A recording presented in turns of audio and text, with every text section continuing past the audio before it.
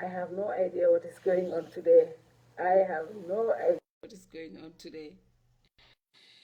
I seriously have no idea what is going on. So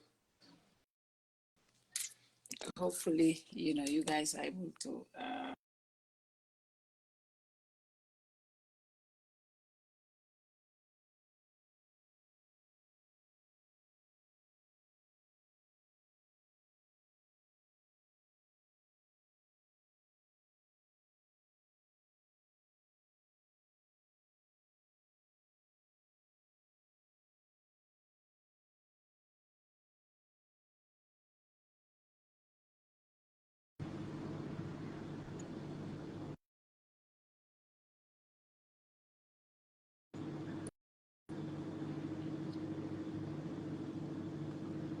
Maybe her mic is muted. Yeah, she is.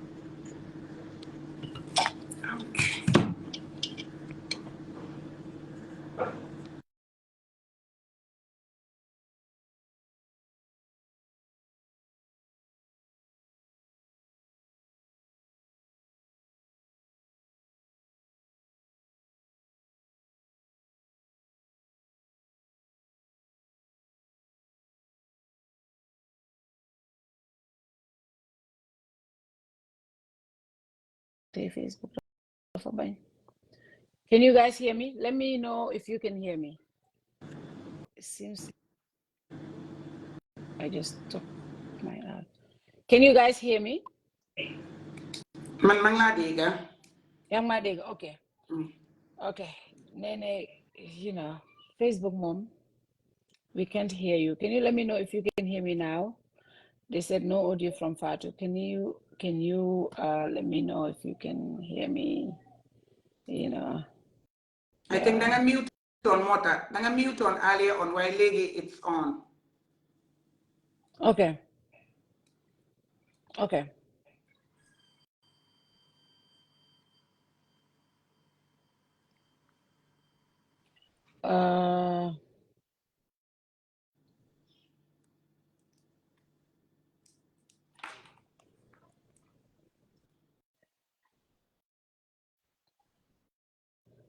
So Nene, let's get back to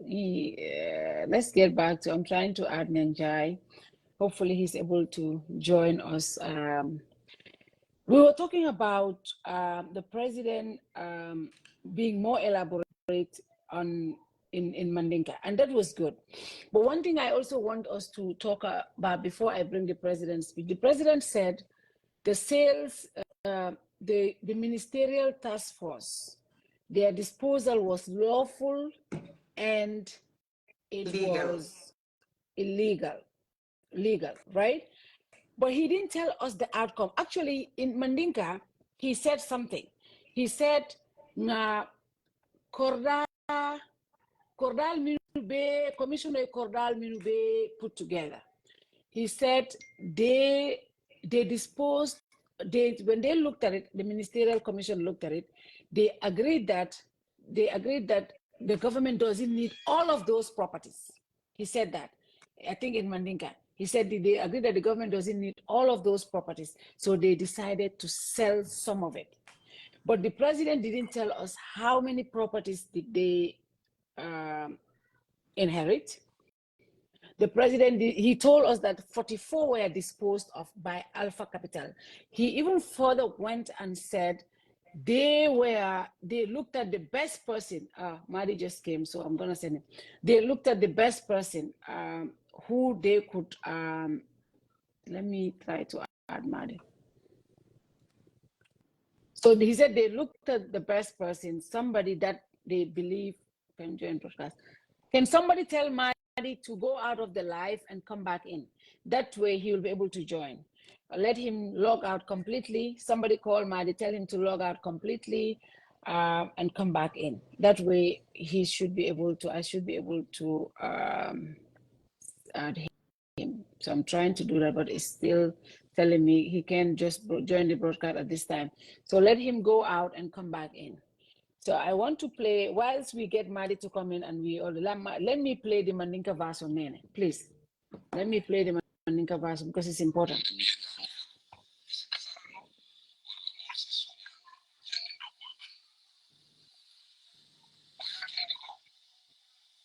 It's not clear. Can you hear? No, it's not. No. Okay, I have to remove my Bluetooth so that it can be clear.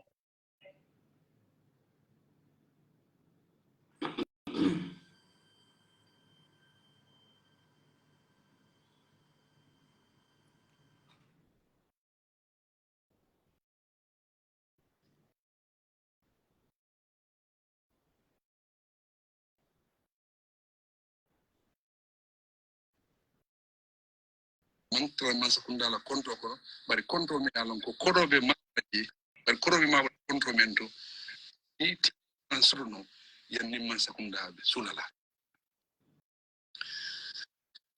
bari dula ken yant lafto ko firol ke dafa parel ibe report di la wato be o firol report e mo natin elia. He said, so the president said, the commission in Mandinka, he was more detailed, but let me go to JRTS and start fresh because I'm told we didn't get all of it properly. But it seems like what he's saying that the commission actually, they knew about the sales, but when the report was coming, the commission did not give them the full report, the sales report. But we can confirm that in the commission report, the sales report was there. But let me bring it all over again. Because hold on. Madi nyo the wider for them. So I don't know what's going on. Madi will come. Nyin kuola jakalo warata. Would We are conducted during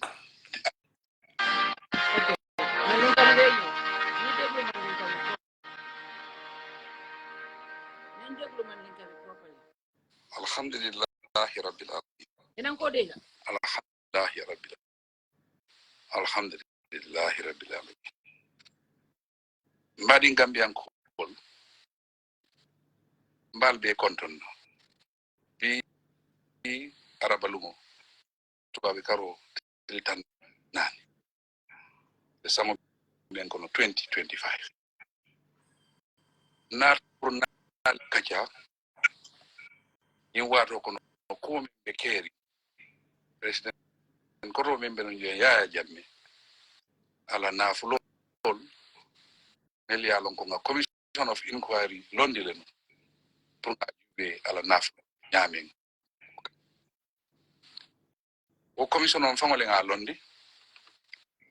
londi wa ka jubero ya Janneh ka braka da president di wato kon men soto won nafulo di soto nyaadi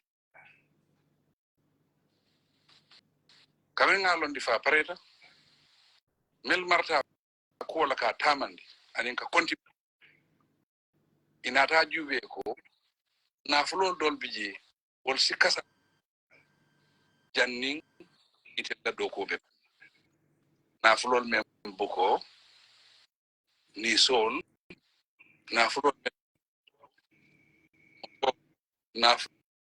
men buko wol nafulo me ya mir sikasara wala mo suñano Janneh doko be ban boya kendi ko itel mel marta o doko ila doko nyin kono yaaje a tembo di le pour yo nafol e kala wala e Kenya ata disonota o nafol ni ke waf e wa e dundi control me alonko man tramansa ko dara konto bari konto me alonko ko kodobe mabolaji bari kodobe ma konto mento asi sotono yanni mansa ko sulala bari dula ken nyanta ko koy kabri wo firol keta fa paret ibe ripoto dila wato be wo firo atin delia president mune commission bi dañ gis ne am nañ doole pour jaay some of the movable assets and they decided ñu jaay waaye mu ne buñ ko jaayee naa fuloo ñi alal bi nga xam ne moo amoon si njaay mi biñ ko jaayee dañ ko dugal si account boo xam ne foofu lañ ko dugal mu ne waaye buñ leen doon jox report bi loolu la wax si mandinka bi that's a little different from the English mu ne buñ ko dugalee ci bi ñu indi report ci ñoom mu ne report boobu jox leen information boobu loolu la président wax afirita ñamen imanati ya a kontoñi na listo imanati nte président o ya mu ne nuñ ko jaayee commission bi waxut ko xaalis biñ fa am commission bi waxut ko a konto ana wafita ñaami a be commission o man but meanwhile in the commission report it is captured there but they did not take the president. That's what the president said. Imanati na mansakunda bari la tanyin nako mansakunda doku ni bakela kaitol le katral amita nyawonya kaitol ne fundile wala hakindi mfaran man ko mbe siri pour ka batu foni wadu bokono ya jamela kordal ye reporto di wato ya jamela kordal reporto na kordal be kay na raju be ko ma ate sula la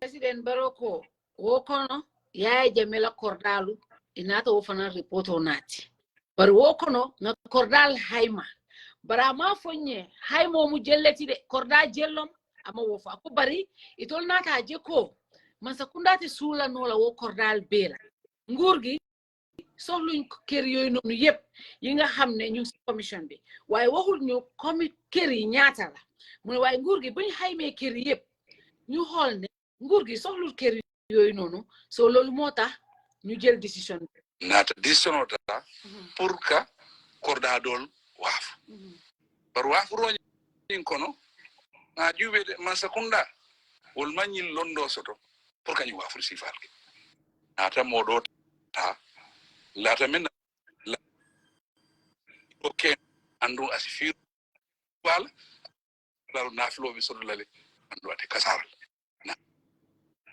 wol capital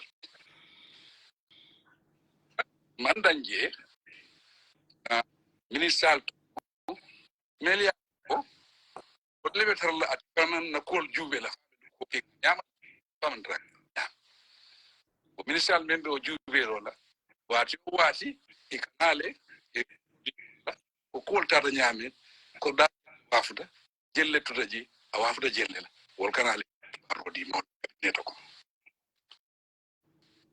wala be kering o wafurol kono ama wala mune so the ministerial pin piaja pin gisee ñaata kër la ñu xayma ko ñu xam ne nguur gi soxlut kër yooyu noonu yëpp si lañ decide ne nguur de munta ñoom mënuñoo jaay si lañ ut nit koo xam ne is capable muy Alpha Capital ñu jox ko ne ko na jaay kër yi Alpha Capital nag si la lii pour jaay kër gi waaye nag ba tey emuñ foofu dañ select ay ministers yoo xam ne ñu ne ñooñu ñuy xool Alpha Capital ñu xool liggéey buñ doon def and ñooñu ministers yooyu ñu ngi doon def liggéey boobu and ñu ngi doon brief cabinet as to sales yi naka la doon demee naata ke korda tan nani ani fen wala naata waafu bari wo kodo kabira waafuda men ba waafu wala joomu menti wo bota jele bari tomañi yake masakunda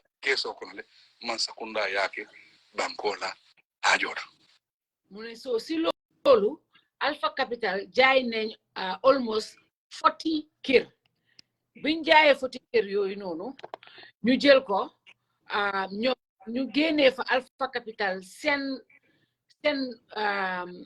what they need, 10 expenses ñoom li nga xam ne loolu lañ leen war a fay ñu jox leen ko desiti xaalis bi ñu jox ko nguur gi jël ko dugal ko si dépense yi réew mi. Fatou, 1 second. 40 la 1 na 48.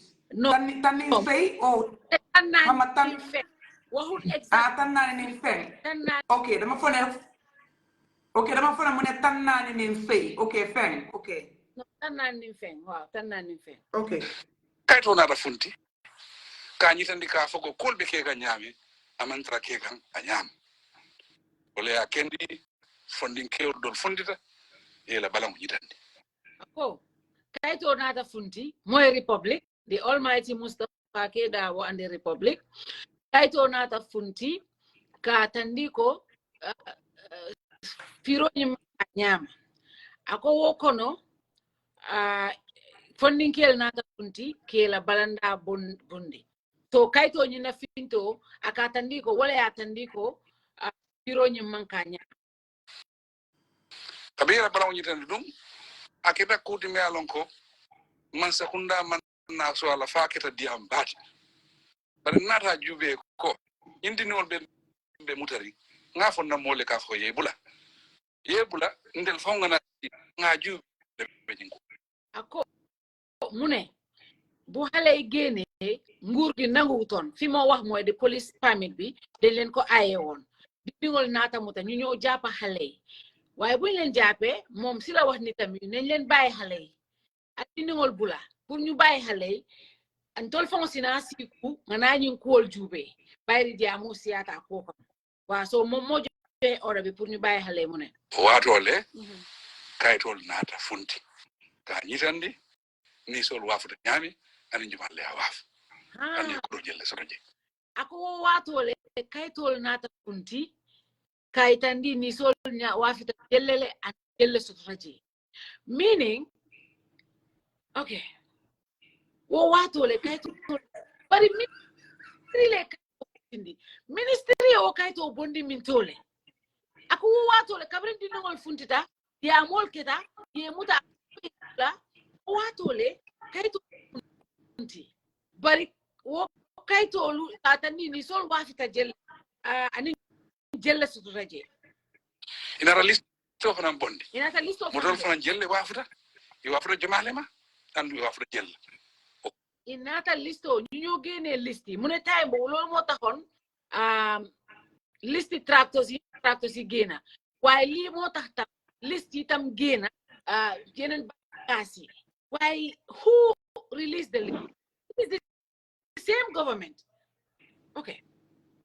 Bronna ta funti wato kabe wa funti na jube ko ni mokuleti me alon ko fo dai si akunal man sakunda dum sira mbale bentel bulu iga mune buli hewe bu ki gene li gene sila hol ne di nak fok nguur gi tok ci di nak te nguur gi tok bu mag moy cabinet mune bu ke ci gene ni sila xamne li nak fok nguur gi tok ci gene ci so lo sila ita siron me cabinet na da cabinet ko mandi on esti ka cha ko ko ka cha ba ki akoko ko ka cha nyin kono ko e fon be lahil pour nga mo sindi ko bari nga jube ko député bu mo hol audit office konti ko biñu so mune buñ toge cabinet ñu hol affaire mom si bopam li ko wax lim bëggon moy pour ñu def comme lu melni induction waaye ñu hol ne gis ne National Assembly ñu ngi def sen audit national audit def an inquiry. We don't know of any inquiry that the audit is doing. What we know, the National Audit Office, so they may send website right now. There's an audit that they have already done about this. They said they don't get any receipt, any papers from the, it's there. In fact, Nyang Munko highlight see Facebook and page. So until and unless the government announces to us that there's a new audit that is going on by the National Audit Office, there is no audit that we know of as we speak. The only inquiry we know of is the national audit office did an audit already of the Janneh Commission issue, and the report is on their website. You go to the national website, you'll be able to see. But the president is telling us because of the audit that the National Audit Office is doing and the audit inquiry that the National Assembly is doing, that is why they're not doing any inquiry. And which these two institutions are, that is fine. We have multiple people doing, but that's what he's saying. You do.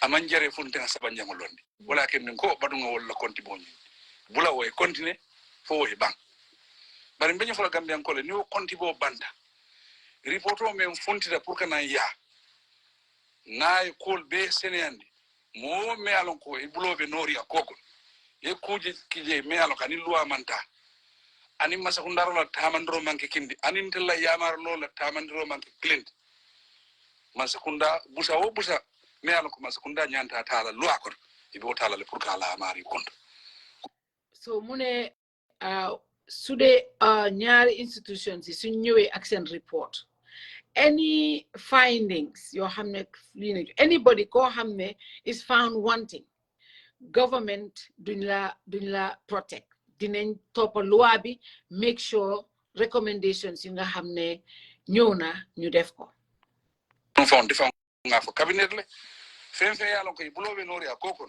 e salon president barode kele famati president barode kele mako ilal wayrinte sonna nyinna e gambian ko tamu na fulo menti mo dantani si e kafunyola e wona fulo ya kasar wala ya domo wala ya batra ya ko adiate nyam president has been very forceful here mune wax na ko clearly si cabinet meeting bi si commission si bu inquiry bu National Assembly ak audit report anybody ko xamne ñu ne fine nañ la wanting def nga dara sa loxo tilim na président du nekk sa papa président du la protect président du la fasa dina make sure nga face the full force of the law. I guess the president has been really forceful in that go de sonna wala kambia kon wala ken ko bi badu na fundi pour na nyin kumul senende bari kumul ni siar bari nga mira ko nin kol funtita abe jube da faband komo mina memra funtila ngame o bentel be mako elal andu aba kendilal ntel bebe bulala loi noma loi me yalon ko ndel bebe wala ko woro fensen be gambia kon bal danila nyin ko kon nga bula National Assembly ani audit office yela do ko ke ye bandi ina report odi ni report odi wato me otumo wole be ndel fon yamarla nyante mune kala nyaato bari la tan nako abe koylale anu na koy defana fen fen tiñaro kije e salon kan fo lu abi bulo lale mari kanne nata yak nyame kam encore fan yamarla nyin ko kana kendi ay so president mune Madi mune mge struggle trial you mune Madi go out and come back in please go out come mune president mune he's just gonna reinforce right now. He will do anything and everything for him is found wanting. Te munge nyan Gambians ñu bay yépp be inquiry je. Ñu bay yépp be inquiry je. So inquiry je mom ak nguram dinañ def di needful. Mune te li tamit be gambe nol dani. Yo kenda molte. Ngana ñi kana wali na tinda. Ñimbanko den litama. Dole tam ñimbanko. Bari lafta men wala ñinti ko be nga sabarota. Ninga sabarota na tenku sisto no ni banko kan kayro sisto ni banko banko be do ko kendo men no do ko fa e continue bari nyen ko be ko leti me alon ko abe senela andu na senela ngamira fen me alon ko e alafta gambia la e juso be lalale nata nyen ko ketafa abanda assalamu alaykum wa rahmatullah so president mune finally di ñaan wa rewmi pour ñep ñu jël patience ñu déglu audit report bi wara génna ak also inquiry bi wara jóge ci National Assembly di ñu assurer anybody ko xamne def laale na taxé na ci li nguur gi du ko faral du ko support dinañ def di needful di also wax ne réew mi ñun buñ nangu ñu féewarloo ñu am problème ñu ne nekk benn really boom yaha suñ kana koltinya bankobe do ko be all the positive work that is happening in the country buñ nangu li mu yaha ko because ñom luñ wara def yépp dinañ ko def. So President Barrow li mo statement am bi ñanga dega nga ko there's some he detail in the Mandinka version than the English version. I think the Mandinka little more detail. I have two takeaways. The first takeaway is I'm going back to the president's prior statement. How can someone who said that an audit report is just a mere opinion, that is his position officially, right? I don't know whether you've heard that from him before. Yes, I did hear it. So now if someone has that view that audit report is a mere opinion, it means another opinion will counter what an audit report does. So that's number one. Number two, like I said earlier, there is a $30 million petroleum scandal. The report is still not out. So now the president failed to give us a time frame. This is a national urgency. And it is so because tempers are high, expectations are high, and yes, Gambians don't want to go out in the street. We all have a collective interest for a peaceful and a stable country. But in as much as we want a peaceful and stable country, we want swift actions. So swift actions, if I were the president, commissions, as far as I'm concerned, they're a waste of time. We have seen millions spent on commissions and nothing has been coming out of them, not only one, multiple. So why don't we take the other route? We believe something is wrong. When I say we, I'm talking about the government. Arrest whoever you think the culprits are, put a charge, let them go to court, get a bail, and let them go to court and represent, just profess their innocence, or otherwise the state finds them guilty. This is something that cannot be solved administratively. It has to be solved legally. And legal means needs law enforcement. But if we have to wait for reports, honestly, there's what you call bureaucratic red tape. This bureaucratic red tape, we have 17 months before the next presidential election. They're about 17, 18 months max. So now imagine we set up a commission. We have audit reports. They have to go through a process, go to cabinet, a white paper done, recommendations of the white paper, then the police start their investigation. We are now entering into the campaign period. Honestly, national urgency calls for swift and decisive actions. And like I said, this is Nyang Njie's opinion, not that of Kev Fatu. There is what you call dereliction of duty. And there is dereliction of duty from the side of the president because he is the one who appoints ministers. And ministers should be reporting to him. And the ministers, honestly, as far as I'm concerned, they are political appointees of the person we voted for. So it's the president who has the ultimate responsibility to put those people to check, and their failure is his failure. His failure is a red mark against the people that voted him in. And when I say people, it's not only about people who voted NPP and made him a president. It's the collective Gambian populace. And this is a failure of governance, a failure of leadership, a dereliction of duty, and the whole speech, like I said, has been nothing but a pacifier. Gambians are screaming, I will put something in their mouths to tame them. That's not what we want. Responsibility hasn't been taken throughout his statement. And reading by his statement, everything is fine until and unless we find otherwise. I think the position that the public has calls for swift and decisive action. And decisive leadership is what we need in times of crisis. And right now, Gambia is in crisis. No, I don't care how someone wants to minimize it, but we have a crisis of confidence and a crisis of leadership. And these two things is nothing but a recipe for chaos. Okay, I have Madi Jobati here. Let's get Madi's reaction, Nene, before you come in. Madi, welcome to the broadcast. Thank you. Have you watched the president's speech? What is your initial reaction? You know, borrowing Neneh was shocking, you know, but maybe not shocking too, not surprising. I think we should all come to agree that Mr. Barrow lacks the intellectual, you know, capacity, the moral capacity to lead this country. And I think we need to recognize this and see how to help him. I don't know, at least not to go beyond 2026. You see, when I listen to this speech, I'm like, okay, this is weak leadership. This is poor leadership. This is leadership that is out of touch with even itself. Because when you say the Janneh Commission gave you a report in 2019, that is 6 years ago, and March, in September you created a ministerial committee and they are reporting to you regularly in 2019, 2020, 2021, 2022, 2023, 2024. We are in 2025.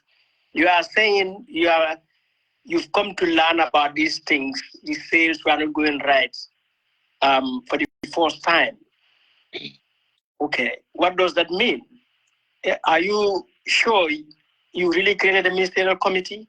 Are you sure that they were really reporting to you, or they report to you, but you ignore their reports? Okay, so, and the cabinet is there.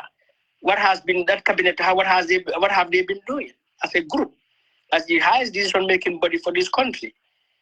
How can you all be sitting there? The Republic's report, when you look at it, you get outraged. Barrow's speech, he is not outraged completely. He is not disturbed. Now, he took no responsibility. So that all the things I've said, I think all of you said something, but Nyang made a point, which initially that was what I was going to start with. That is, what do we expect to hear today? Because what Barrow said, we've had these things. We have to sell Jammeh's assets so that because of wear and tear, because they can depreciate and things like that. The Janneh Commission had said that. Batambedu had said that. Daura Jallow had said that. So that is not news. So today, what I expected to hear is to see outrage in the president at the gross mismanagement, disregard of the law, abuse of power, all the corruption surrounding these issues. So that today what I expected is the president talking about immediate and temporary measures, that I'm going to take immediate and temporary measures to order arrest, to order dismissals, to order freezes, all right, to order prosecutions. That is what I expected him to say today. That we will withdraw our nomination of Bar for Batambedu for International Court of Justice because of this. We will order for the arrest or the dismissal or the suspension of Musa Drame and Hamad Ba being in that ministerial committee, because either they were not informing the president, or they were misleading the president, or the president himself was neglecting the reports that these people were given. I was expecting that he would say, Alpha Capital, we are going to subject them to investigation, as the receivership. And I'm going to suspend all of those public officials in the office of the president, in the Ministry of Justice, who were overseeing the sale of these assets. So this is what I expect to hear the president say, so that he demonstrates that he is indeed a leader. But his speech, the long and tail of it, is that he is protecting corruption. He is protecting abuse of office. He is protecting disregard of the rule of law, and he is ignoring vital national interests and national security issues. So, I want to call on the National Assembly to put a motion of no confidence in this government. Because Fatu, we are talking about this report, we cannot ignore the background, and Nyang referred to it, that Barrow was the one, together with his ministers, Minister of Information, Ismail Sise, his Chief of Staff, Mort Sise, and others, they have sat at coffee time with Peter Gomez to say that audit is opinion. All right? That National Audit Office has done multiple audits that until today no action is taken on them. We can cite one like the GPA Ratings Office audit since 2019. It is still lying there. Okay? But apart from that, the failure to implement Janneh Commission recommendations, the TRRC recommendations, so that what could have been done in 1 month, in 1 year, we are now counting years because the commitment is not there. So they will drag their feet as much as they can. We can refer to the Paraba Commission. There were recommendations. You know, we can refer to several other commissions that were conducted in this country that Barrow had not implemented, his government has not implemented. What guarantee do we have that this commission, this parliamentary inquiry, and the National Audit Office report are going to get the attention they deserve? Meantime, the parliament, we can recall the ongoing Russian oil saga, which the parliament has told it is there, you don't know where it is. But other commissions inquiries completed, like the AKI, you know, the acute kidney injury inquiry. Parliament made made recommendations. They are not implemented.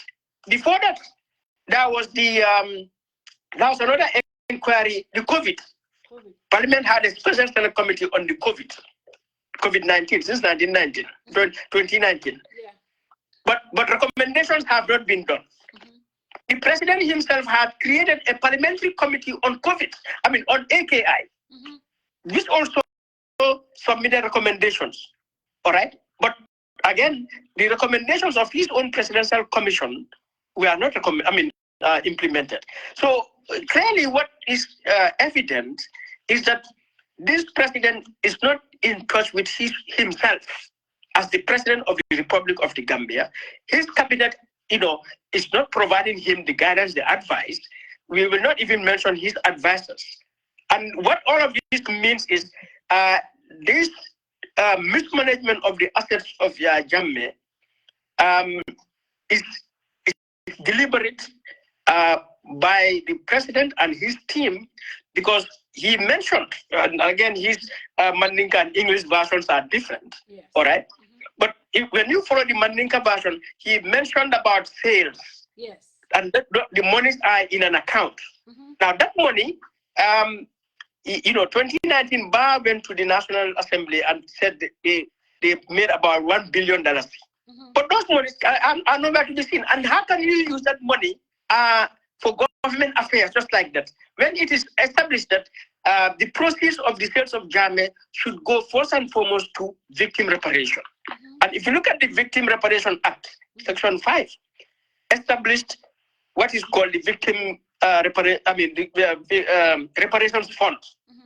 And one of the sources of the Reparations Fund are proceeds. And when you look at the Republic report, you will see that it mentioned the mansion in New York, in United States. That is the only assets of Janneh, the process of which has been earmarked that the Americans have kept for victims reparation. But all the other assets that they have sold have not gone to serve victim reparation. Madi. So I reject, yeah. Sorry to interrupt. I believe there's two things that are so fundamental in the president: impunity and immunity. There's impunity to corruption and there's immunity to prosecution. And this is very evident. But also we have an ethical and a moral issue going to the parliament for redress in terms of having a select committee. Why? The enablers of Janneh's plunder are now expected to be the police of this government's plunder, i.e., Sidi Njie and Fabakary, who enabled international loans being ratified at that parliament, who enabled, I'm not even talking about criminal issues, I'm talking about financial crimes. It was during their tenure that a lot happened here in terms of loan ratification projects, you name them. Now, how can we expect people who facilitated what we are lamenting about today as Gambians to give us the truth? Honestly, I think we have a problem and we have a stalemate. Yes, under normal circumstances, the parliament would have been the right place to go.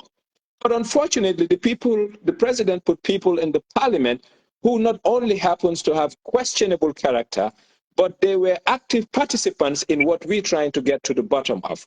So yes, I don't know how we're going to cross this hurdle, but it will impact and affect whatever comes out of that parliamentary committee. I'm sorry, that was just an interjection.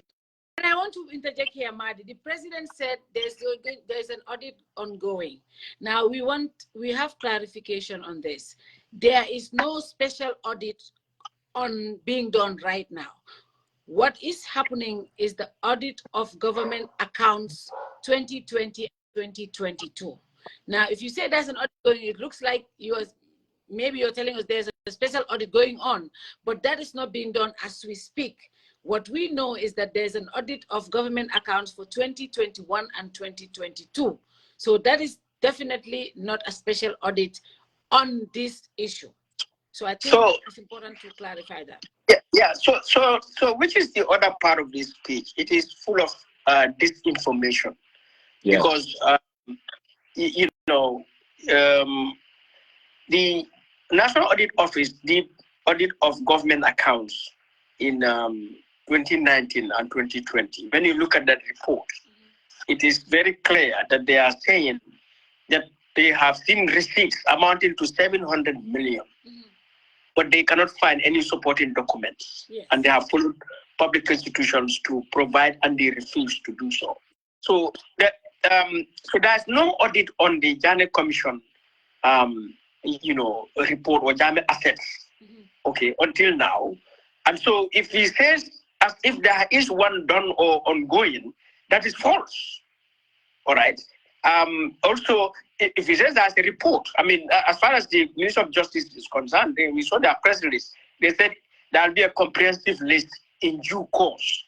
It raises the question, but since 2019, where are the documents? Where are the receipts? Where are the letters? Where are the bids? Where are the valuation reports? And so on and so forth. How can we get to 2025? You are telling us there'll be a comprehensive list.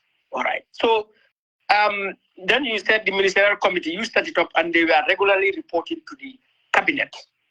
Now, how come therefore you could be aware of, you come to be aware of this after the Republic's report? So that is disinformation. That means that's false. That means there was no monitoring, there was no regular reporting, and so on.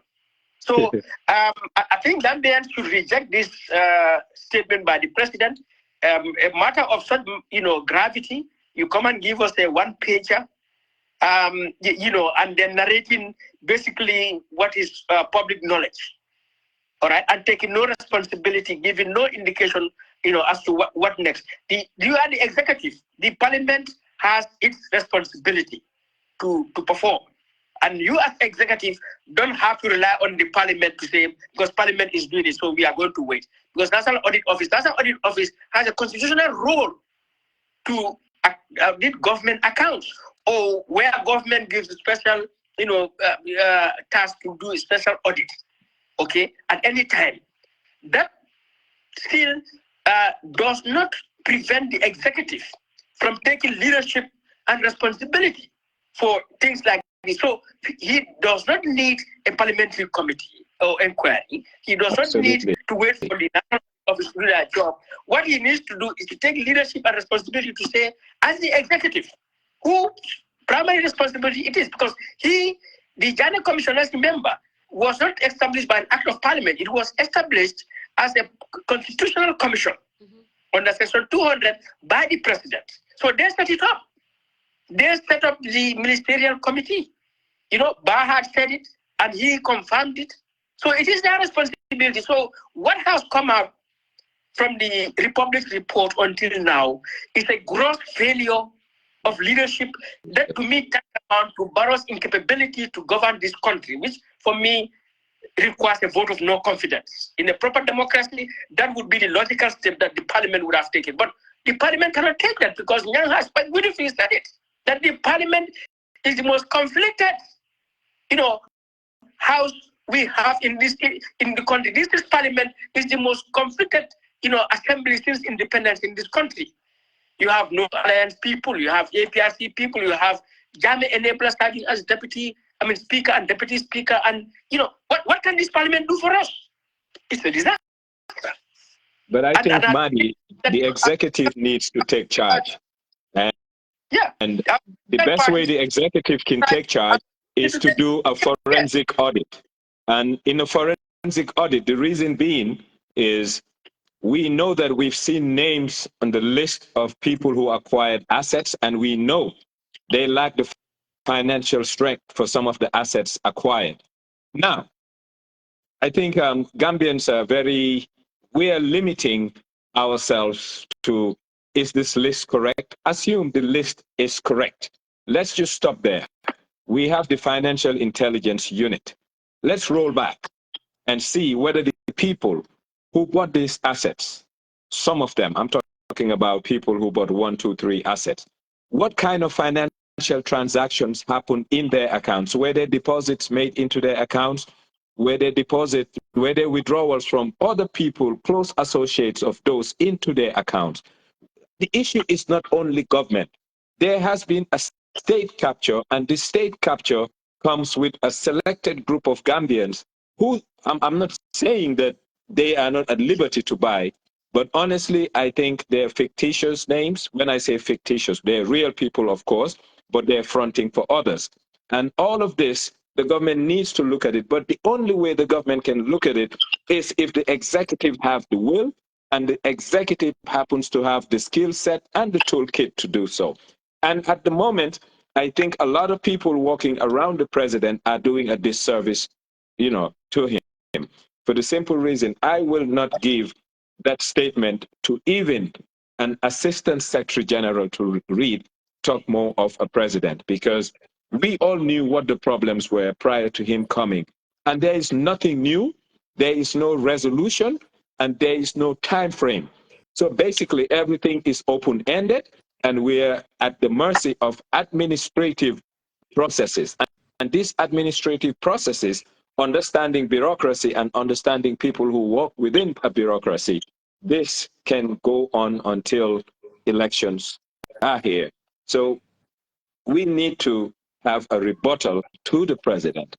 I'm not talking about a protest or anything, but we need to tell the president, we are dissatisfied with your answer, and here are some of the recommendations. He told us what he wants, but he works for us. Now we need to tell him what we expect and let him see. Honestly, if I were the president, I would pick 10 people from the general public, bring them in, ask them, what's the way forward? There are professionals in this country who will tell you what to do, because most of the people he should be listening to right now are conflicted, and people who are conflicted cannot let you see the light. So bring people outside. This is Gambia's problem, and you don't have to be in the government to solve Gambia's problem. And if the president is bona fide, he will pick a selected team out of government to work closely with him outside of the existing people that we may point fingers to, and we give him solutions.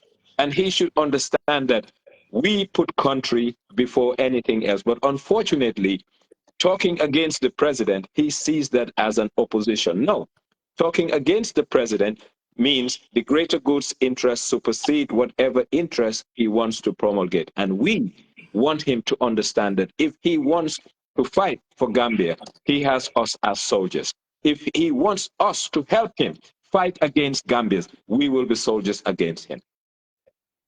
Madi, so thank you. Madi. Okay, go ahead. Go ahead. Okay, this is what I wanted to say. I think for far too long, we've been asking for something, we've been demanding, we've been crying from all fronts. But the attitude has always been opposition. they are against, they don't support, they don't have a right to know, and it is not their business. That's the attitude for the longest time, right? Even the apex body, the parliament, have asked, and they've been told right in their faces, you don't have a right to see it. We are not giving it to you. We are protecting, right? We are protecting some people. Of course, we are not protecting Gambian interests because we've had statement. There was a choice to inform the Gambians or to protect a cabal. But they chose to protect a cabal, which they obviously did. And they stood in parliament to say, we cannot expose those cabals because we want to protect them. They're close to us or they serve our interests.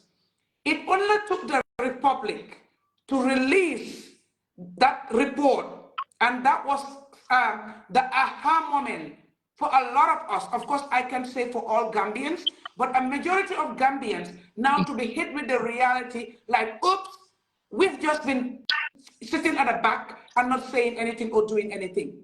Now, not only the Republic's report, because again, we saw the resistance.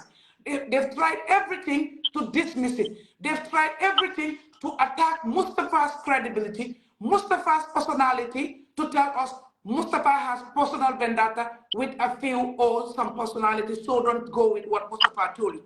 We've all seen that. You know, we've also seen how he's been called in to try to make him, you know, kind of sanitize or damage control for certain people. We've seen that. But now it had to take Gala, right?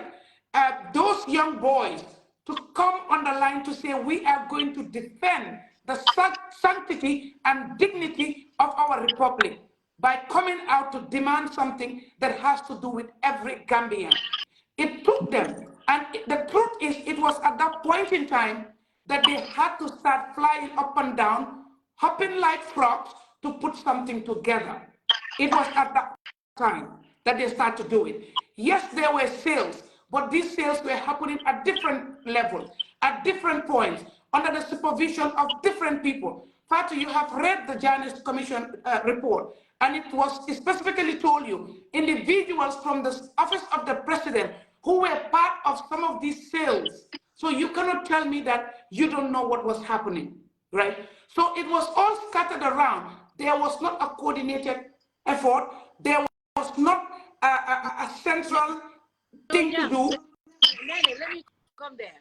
So because to be fair to the Janneh Commission, when you read their report, they have given us detailed information where the sales happen, what was sold. Now we can all agree with the valuation, the amounts and what happened, right? The processes, the bidding processes and others.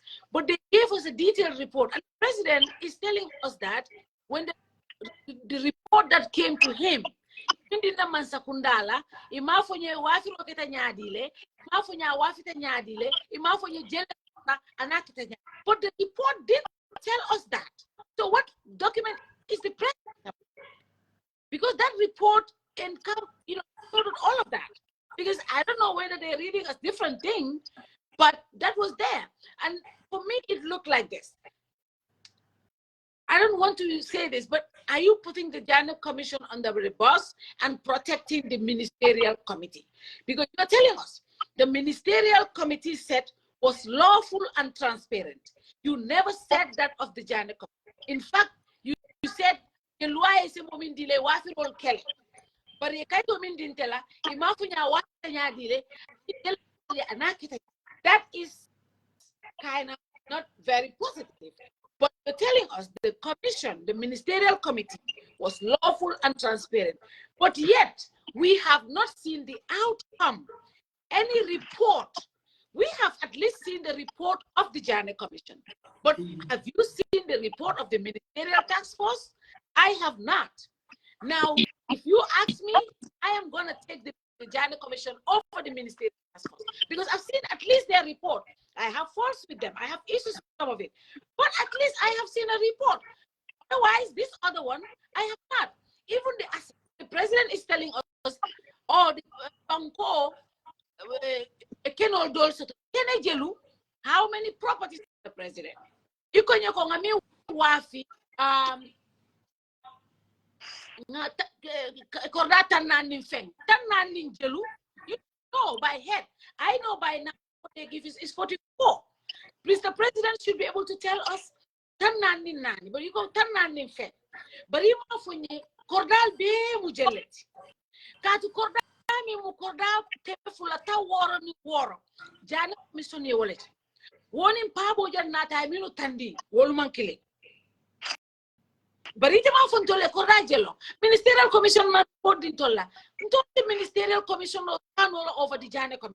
Because at least Janneh commission gave us boxes of report, Mr. President. I think we need to say it as it is. If the commission, the ministerial commission didn't give us anything. So this statement coming from the executive really it's like protecting the ministerial committee, telling us it was lawful. How transparent? We don't know. We haven't seen their report. That. Fatu, let me say something. Let's say what he is telling us about the Janneh Commission is true. They gave him report, but there were so many key things missing out of the report. This was in 2019. What stopped the president from going back to the Janneh Commission and said, your report is incomplete, I cannot present this to the citizens, you need to provide details of so and so and so and so. Lady, I think that's too far. We need to understand something. Once the report was ready, there was a white paper. The government was just willing and ready to exonerate people from that commission report. And that was the interest. You see, they have tackled the issues that were of interest to them. And that's why some people are still working in government. So that's what interested them. When they came up with the white paper, they didn't look at assets. They didn't look at what's missing. The people they wanted to go back to work in the public service went back to work. The people they wanted to kick out of the public service, they upheld. But at no point in that white paper did they put red flags as it relates to transparency of sale, as it relates to underpricing or anything. Look, hands down, the government has shown us where their loyalty lies. And their loyalty didn't lie in the greater good's interest. Now, I think what we need to do collectively as Gambians, and this is not individual Gambians talking, but civil society and whatever, there has to be a position paper on his statement, on the white paper, and on the Janneh Commission. We take it back to him. And I suggest, if I were the president, I will establish a committee that has nothing to do with the government, private people. Give them all the documents, put a timeline, tell them this is a national urgency, and I'm giving you 21 days to give me a report. If people have to work 12 hours, 15 hours a day, let them. If we have to lock them in a hotel and they leave their homes for the next 21 days, let them.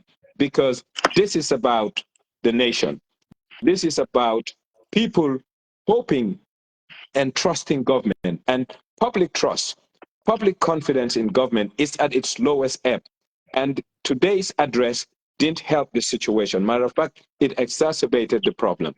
So if the president is listening, or his aides are listening, or his plethora of advisors are listening to this, advise the president to set up a purely private committee. He can choose whoever he wants, but reputable people with skill set and toolkit to really look at things and give him a report, since he was in privy to read the report of the Janneh Commission. That way, the Gambia can chart a way forward. Up until then, we are wasting our time going through these bureaucratic processes. We are wasting our time creating another volume report where the same person, the president himself, says that audits are nothing but mere opinions. We have a problem because the person that should be the final arbiter of the documents that should come to him has already made a pronouncement of his feelings of what an audit report is, particularly an audit report coming from the National Audit Office, the apex body to scrutinize processes and procedures that government handles its functions on. So if he sees it as an opinion, they can bring another report to his table, and he sees it as an opinion. And within an opinion, there is also an alternate opinion. We are not going anywhere. We are in a whirlwind taking us around in circles, and the president has pacified Gambians. How long can this pacification last? That's why we need to regroup and give him alternatives to his address, because his address fell short on every barometer you want to use to measure getting an effective way out of this problem. Madi, one thing the president assured us is that once the National Assembly inquiry is done, once the national audit is done, which we can say that there's no special being done, but in his statement he said once those two are done, he's not going to protect nobody. He will make sure the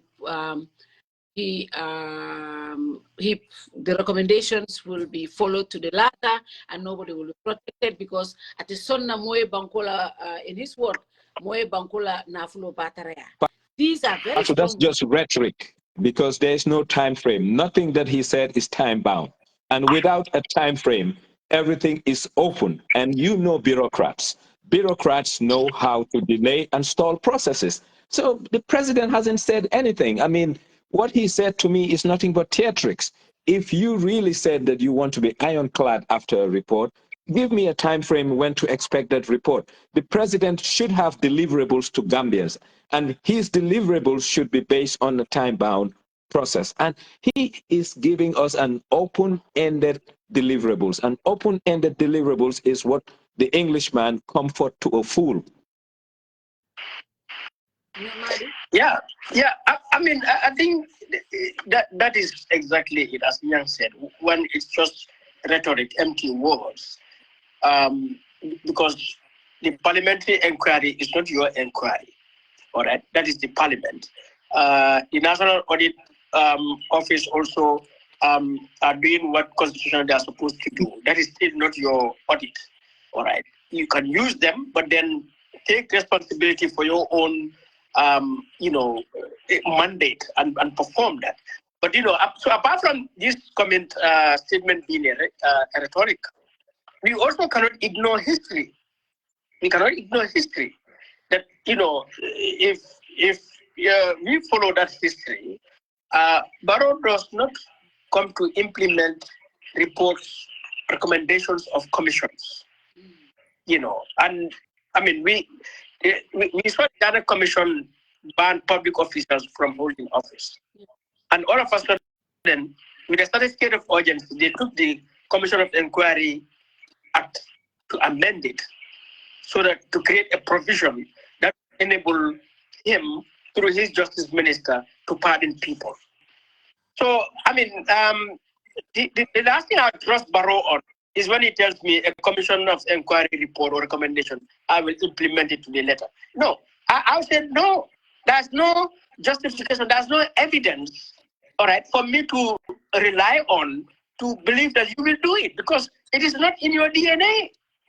So, I mean, I think what Nyang said, that is it. I think this is the time our political parties, our civil society, all right, and of course, Gala and the youth of the Gambia, to stand up to tell Barrow to do what he is supposed to do by law. By law, and his oath of office is to make sure there is transparency and accountability. What is evident is that these assets have been abused. There has been severe abuse of the rule of law, of office, of corruption and so on. So what one needs to tell Barrow is to take courage and make sure that there is accountability right now. And that means, as said here, set up a committee, an independent committee. Tell your Minister of Justice, hand over all documents, all right, to this body to vet, to review, to evaluate, all right. In the meantime, all those mentioned, those who bought properties, put freezes on their properties until this inquiry is over, to determine whether they really bought those things with the price that they should buy it and the process was legal. Those officials who oversaw those, the ministerial committee, dismissed those ministers or suspended. Those officials inside State House, Ministry of Justice and anywhere else, suspended. All right?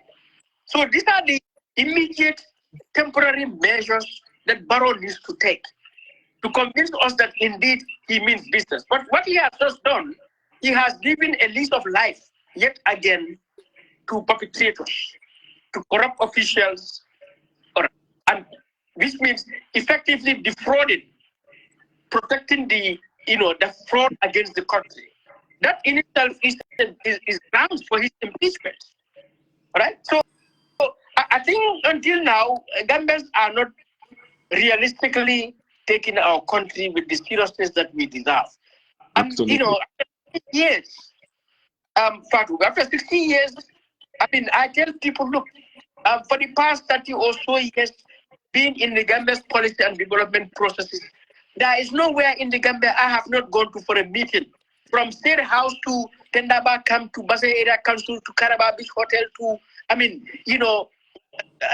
you can imagine to Sola, all right, to BCC, to KMC, to Brikama Area Council. There's nowhere I have not gone for a meeting on policy, planning, budgeting, this or that. All right, all for the so-called development of the Gambia. But you look back today, you realize that the situation in the Gambia remains the same. The only thing this government is doing is take money and go and build a right? But quality, service, quality of governance, the fundamentals of governance are not in place as laid out in the law and ethical standards. Absolutely. And this Janneh asset is just a manifestation. It further confirms that the trajectory on which this is going is not sustainable because it is late, it is retarded. And what has to stop? And that is this opportunity. Yeah, this Republic's report is an opportunity. Okay, it's an opportunity for Barrow to salvage himself. All right, it's an opportunity for Barrow to salvage himself. Unfortunately, he has failed himself again. Tonight, he mentioned the police, for example. One of the dismissals I had is the IGP. He did not talk about the IGP. He did not talk about police. He didn't talk about that. No. Yeah. So it is not enough to say the police have arrested these youths and I told my people, tell the police to release them. No, but that arrest itself, how legal it is. That only tells us the issue is surrounded. If the president, I told them I didn't hold blood. Okay.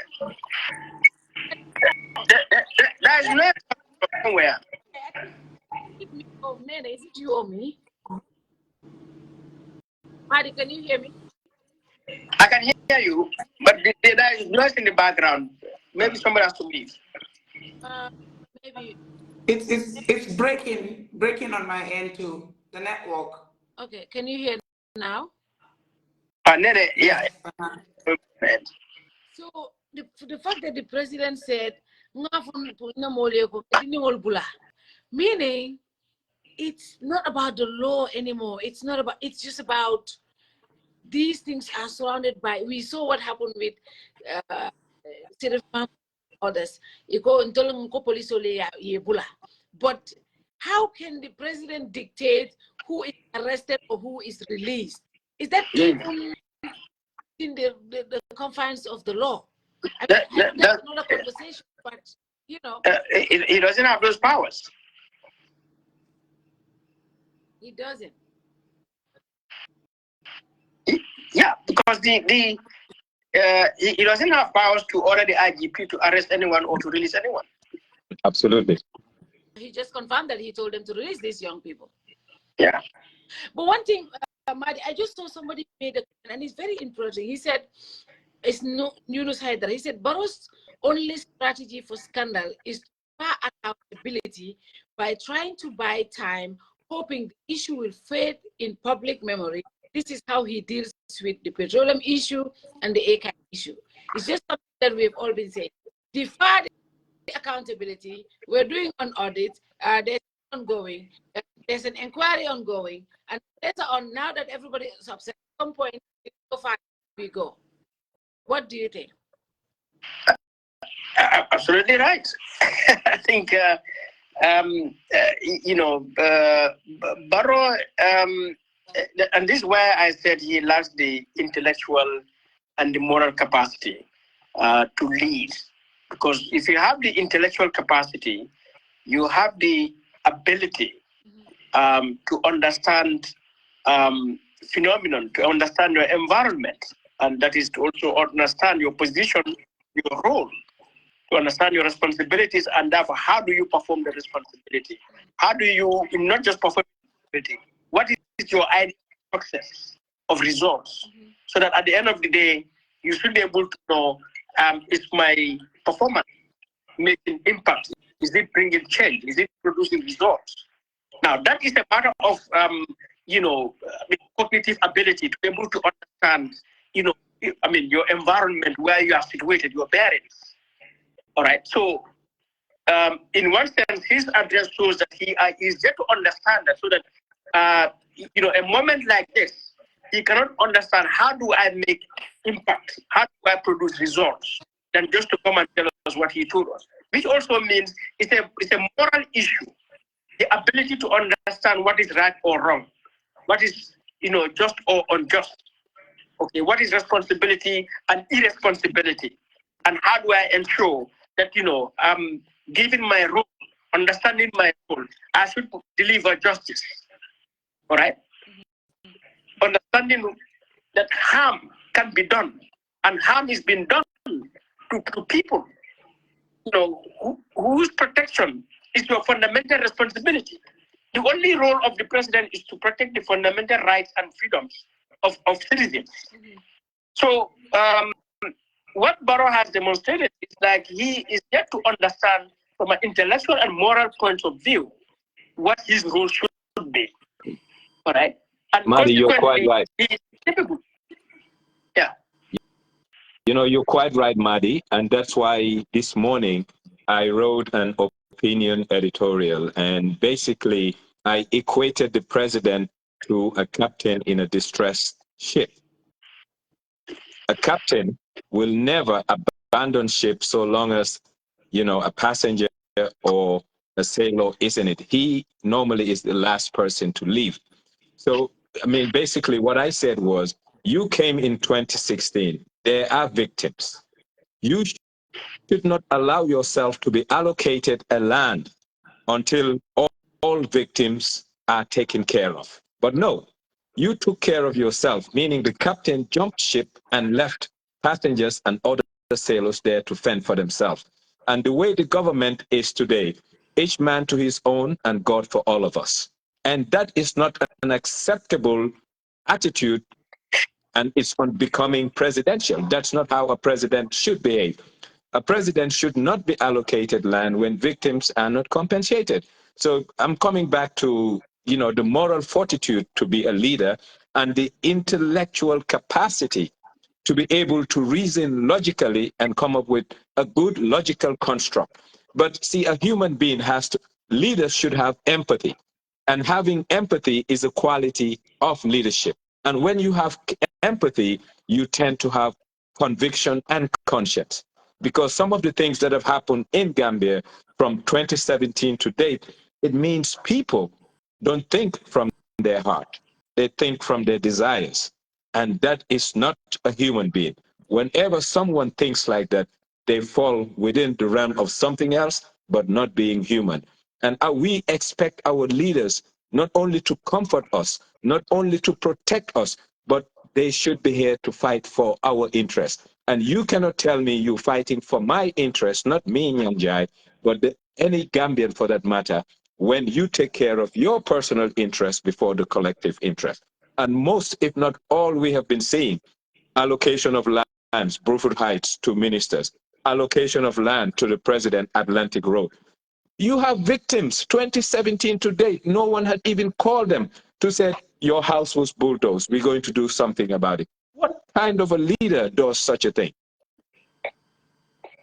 And don't forget, this Barrow was not the only one allocated. ministers were No, allocated no, no, at no, the no, Fatu. The buck stops at the person Gambians voted for. He appointed his dream team. We appointed him as our dream leader.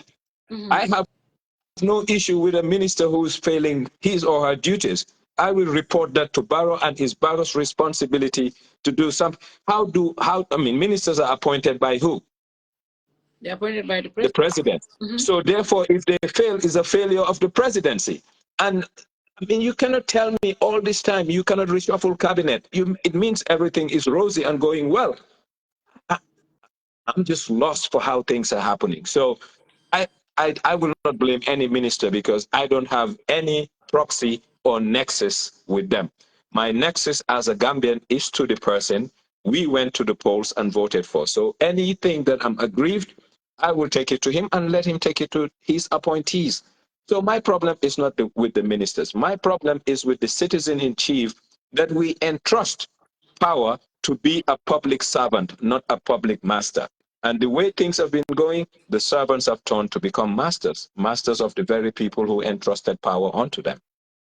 It looks like this is for us. Okay, go ahead. It looks like this is for us, right? This is the end of the government story. They want to do bodies that have no enforcement power to produce the report. They don't. They are not obliged to produce full reports. But the government is telling us we just want them to do that. So, yeah. Okay, Fatu, sitting here listening to the president, everybody's submission. This is how I am feeling, and this is what is running through my mind. The problems has been consistent for the past 8 years, 9 years.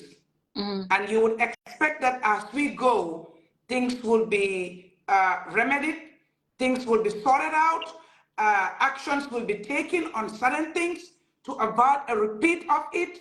Heads will roll so that others will learn and not do or repeat such.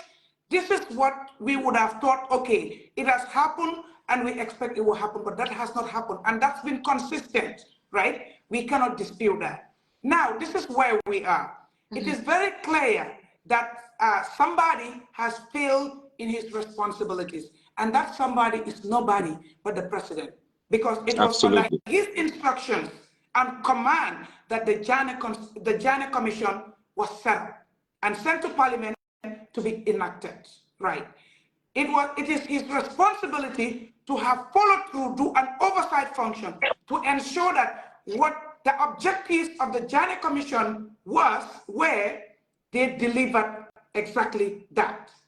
And we all saw the reports, volumes, right, that was delivered.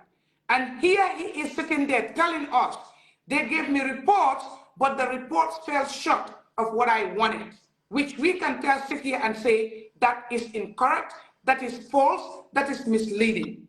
What we can also say is the task force, the committee that he set up, those people have failed because we cannot still put our hands or eyes on something that they have produced. They keep on telling us, the committee did this, the committee did this. And what he has done today is demean the commission, but of course upheld the committee that he has set up to tell us it was legal, it was transparent. Of course it is not transparent because there is not even a single paper presented from that committee as we speak. I haven't seen it, somebody else might have seen it. But now, all said and done, what I would have expected the president to do, after everything had happened, the president knows what the truth is. I believe he knows what the truth is. I believe the president knows what happened. I believe the president knows who is involved, who is culpable, who has done what, and who has not done anything. I believe he knows. Honestly, I do. So, but then he sat here to tell us, I only get to know, and that was contradictory because he told us the committee has been reporting. The commission has given a report. What have you done with all that reporting? Where is evidence of what the committee has been reporting to you at cabinet? Who has anything that has to do with that reporting of their activities to tell us what was handed over to them, what they sold, what is remaining, how much did they make off of it. Who has that information if you're telling us they were transparent and they have been reporting to you? But until then, in the president's defense, maybe he's saying the report came, but the funeral maybe that those information were not given to him. I disagree, Fatu. I'm sorry. Who withheld those information from the president? Fatu, the president happened to have a supporting staff. Before it was the Secretary General. The Secretary General will compile everything from the Ministry of Lands in terms of who they have transferred titles to, from the Ministry of Finance if the funds were deposited into the Consolidated Revenue Fund, if it's Ministry of Justice, if there's anything done, then he will come and brief the president. Here is the outcome of this. 40x number of properties were sold. Here are the individuals that the transfers have been made to. Here is the total money deposited into a 212 account at the central bank or whatever. No one will go to the president and say, Mr. President, the properties were sold. No, you have to bring something comprehensive, i.e. a document. That's what briefing is. Briefing is not verbal. Briefing is someone doing research, compiling evidence, put it in a very short format because we understand the presidency is the hectic office. So he will not have the time to read voluminous reports.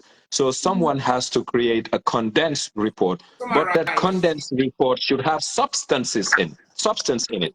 And the substance is number of properties, the individuals, the prices, the locations.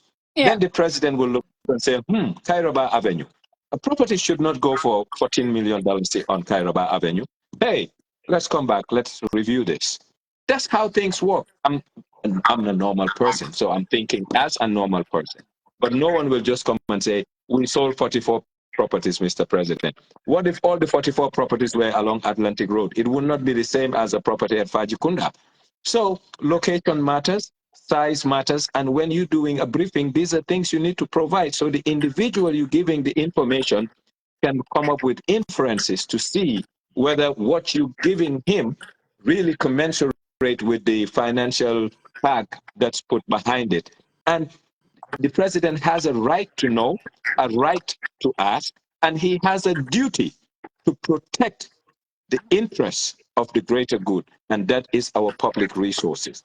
And that's why I said this whole exercise has been a dereliction of duty. And a dereliction of duty is when someone's supposed to do something, they didn't do it, and it's unbecoming.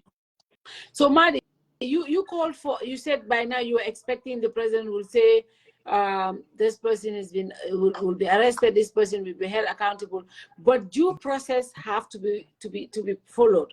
We don't expect our president just to order for people to be arrested. There should be due process. It should be based on investigations, and the president is relying on an investigation to be done by the National Assembly and the Audit Office. Is that not the right step? That investigation cannot be criminal. After the National Assembly and the Audit Office, you have to still take it back to the police. So why end there when you can start there? So you are saying start with the police right away. Because the National Assembly, once they finish their report, the Audit Office, you have to send it to the police to see what kind of charges they're going to profile. So allow the police to do the investigation straight up. Look, this government has wasted so much money setting up commissions and nothing comes out of it. So we have a police force. Let us give them the issues at hand, let them study it and come up with charges. Simple as that.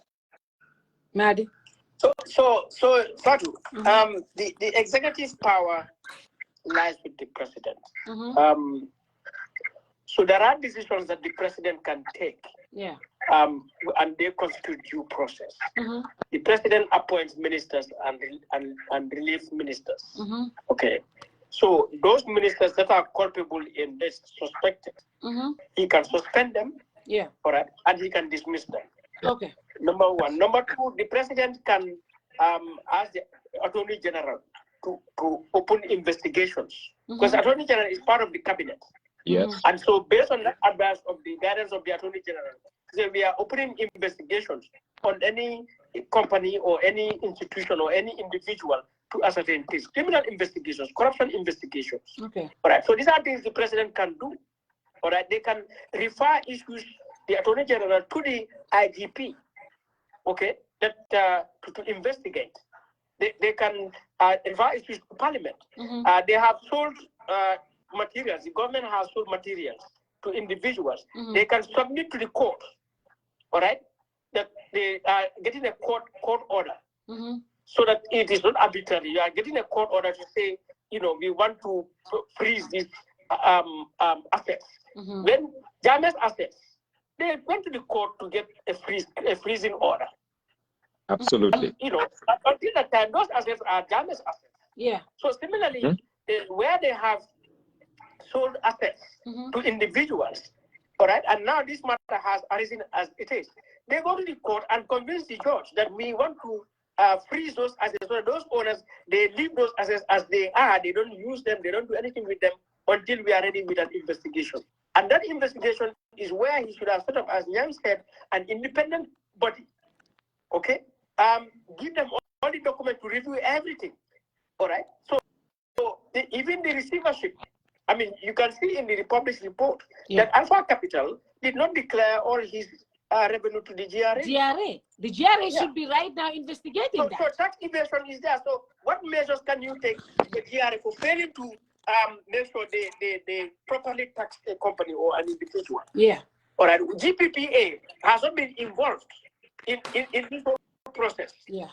So how do you deal with, as the president with the executive power, put the limelight on GPPA or the Minister of Finance? Yeah. Why didn't you make sure GPPA is part of this process? The ministerial committee. Why are you telling this and the GPPA is not involved? So there are a lot of things that this president can do. As I said, they call them temporary measures. Yes. So that you stop life right now and investigations take place. Okay. Yeah. So can I say something, Madi? Can I say something? Let's not forget, I see us talking about this Alpha Capital when Augustus Prom's services were stopped or terminated or it was expired, whichever was the correct term. But we saw Ben Suare, Open Gambia reported an engagement with Alpha Berry, who said that he is not the one behind the Alpha Capital. Apparently his name was used or whatever, and he did not receive a butut or whatever. You know what I mean? And I see that we kind of dismiss that. No. I think that's something different. What he's saying is his name is in the incorporation document, but he is not a beneficial owner of the financially beneficial owner of the company. Meaning, forget even about brother. He is an individual. The individual is part of the company because it's not a sole proprietorship and you need more than one owner. Yeah. So he is there, but he is not a beneficial owner. Yes. Then what that means is he is there, but he doesn't benefit from the company. But yes, he has what you call, a token share to make that to be a corporate, basically. But I don't see that as a problem. The reason why I brought that, because there is a problem, right? When you hire in the service system, because you hear the president say, we hired Alpha Capital who are competent or whatever, giving emphasis that they were the right people to do the job. They are competent. I mean, in all fairness, I'm not talking about what happened. I'm talking about capacity. They have the capacity. So the issue is not capacity. The issue is process. So being able to do a job and doing the job properly are two different things. They have the competence, capacity, skill set, and experience. That we must agree. I think here the issue is no. I'm not talking about you. I'm sorry. I'm not talking about you. I'm saying the person or entity that was given the job, they are qualified to do it. But did they do the job right? That's another question. And that becomes a flawed process problem rather than Because sometimes you can know what to do and you don't know what to, and you don't do what you should do. So for me, here is a process problem rather than a capacity problem. So what is the way forward now? The president, it seems like this is the end of the road for the government. No investigations going on. We are going to wait for the audit report, which we can say there's no special audit going on. We're going to wait for the National Assembly. After all of that, that's when they will take action. What should we do, we the citizens? And for me, I want us to skip this. You know, okay, the trucks, the tractors, we tractor, a brand new tractor, you go buy it 65,000. This now tractor, we $10,000. Man, this now was in this way. We did a report, it's coming out. But the landed properties, out of 266 that was identified by the commission, only 44 were sold. Where are the rest of those properties? Who were they leased to? Because we have seen some of them have been already leased to. We have seen Senegambia building, and we have seen leases been allocated. Are we requesting for a comprehensive list of all government leases from 2017 to today? We need to. We need to do that. But not only that, if we can all recall, Janneh bought a brand new G-Wagon in anticipation of his celebrations post-election. That car was air freighted to Dakar and hoisted on a truck, not even driven, hoisted on a truck to Banjul. After 2017, after the 2016-17 election, the car was at the State House. And I can safely say that I have seen that car in Dakar at one point. Whether it was there on a mission or not, I don't know. But that's a brand new car that fizzled in thin air. And this G-Wagon was brought in by Lufthansa to Dakar and brought to Banjul. This is the time Janneh was in close relations with the people running Ocean Bay and Westwood, the Rosewood Company. So those people had a hand in it. And today, that car probably would have been one of the most valuable, movable assets of the inventory. And no one can tell you, even this list, I haven't seen the G-Wagon out there. And we need answers. And Gambians know who was driving the car in Gambia and who was driving it in Senegal. We can confirm that the list that has been produced, there's no luxury vehicle. All these luxury vehicles that Janneh had, some of them, his names were inscribed on it, right? We haven't seen any of those are the phantoms, the Rolls Royces. Those luxury vehicles on the list that was presented to us. At least we have some the scrap and other vehicles, we have seen the list. But we haven't seen any of the Janneh luxury vehicles on those lists. Where are those vehicles? Where are the over 240 plus lands that the government, because Mr. President said something. He said, when the ministerial committee looked at the entire properties of the former president, they realized that government doesn't need all of those properties. Government doesn't need all of those properties. So they decided to sell some of it.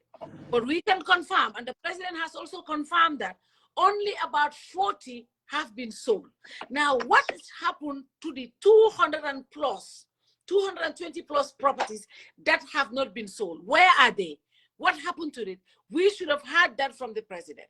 We should have also been told, this is what happened of all the luxury vehicles. We should have been told, this is what happened to all other items, movable items, the cattle. We have not been able to see the list of the people who bought the cattle. So there is so much that we need to know, so much that the government need to tell us, that we don't even have to wait for the National Assembly. They have the list. They have sold 40 properties. What happened to the rest of the 200 and something properties? We need to know, and we want to know. Well, Fatu, this is the test for Gambia civil society. Right now, as far as I'm concerned, Gambia civil society should conduct their own independent investigation. We have a Right to Information Act. Let's write and get all the documents. There are competent Gambians in and out of this country. technology is at a state where we can have teams. I work with Microsoft Teams. I have people in China and all over. So I have a virtual office where all the resources I need are dumped in there. We meet and we discuss. Today, people can tell. That's number one. Number two, if civil society is not acting as one unit on this issue, we're going to fail. And listening to the president, he is calling for calm, meaning now today, if kids want to go out on the streets again, they'll say, but the president said, give them time. They're working on this. Yeah. So that's why civil society should get up, do an independent investigation, and submit that investigation to the president with recommendations. And the president, you know, the police cannot police themselves. And now we should ask the question, who is policing the very people that the president wants to police? We cannot expect those people to police themselves, i.e. the AG, i.e. Ministry of Agriculture. So we need an independent team with expertise that are diverse to come together and have access to this document. And if the president means well for country, he will accept such a path. But the government cannot bring light or shed light in this, because where people are culpable or potentially culpable, you cannot expect them to give you results. But now independent people who have no stake in whatever outcome happens, they will do the needful and the right thing for the interest of the greater good of society. Neneh?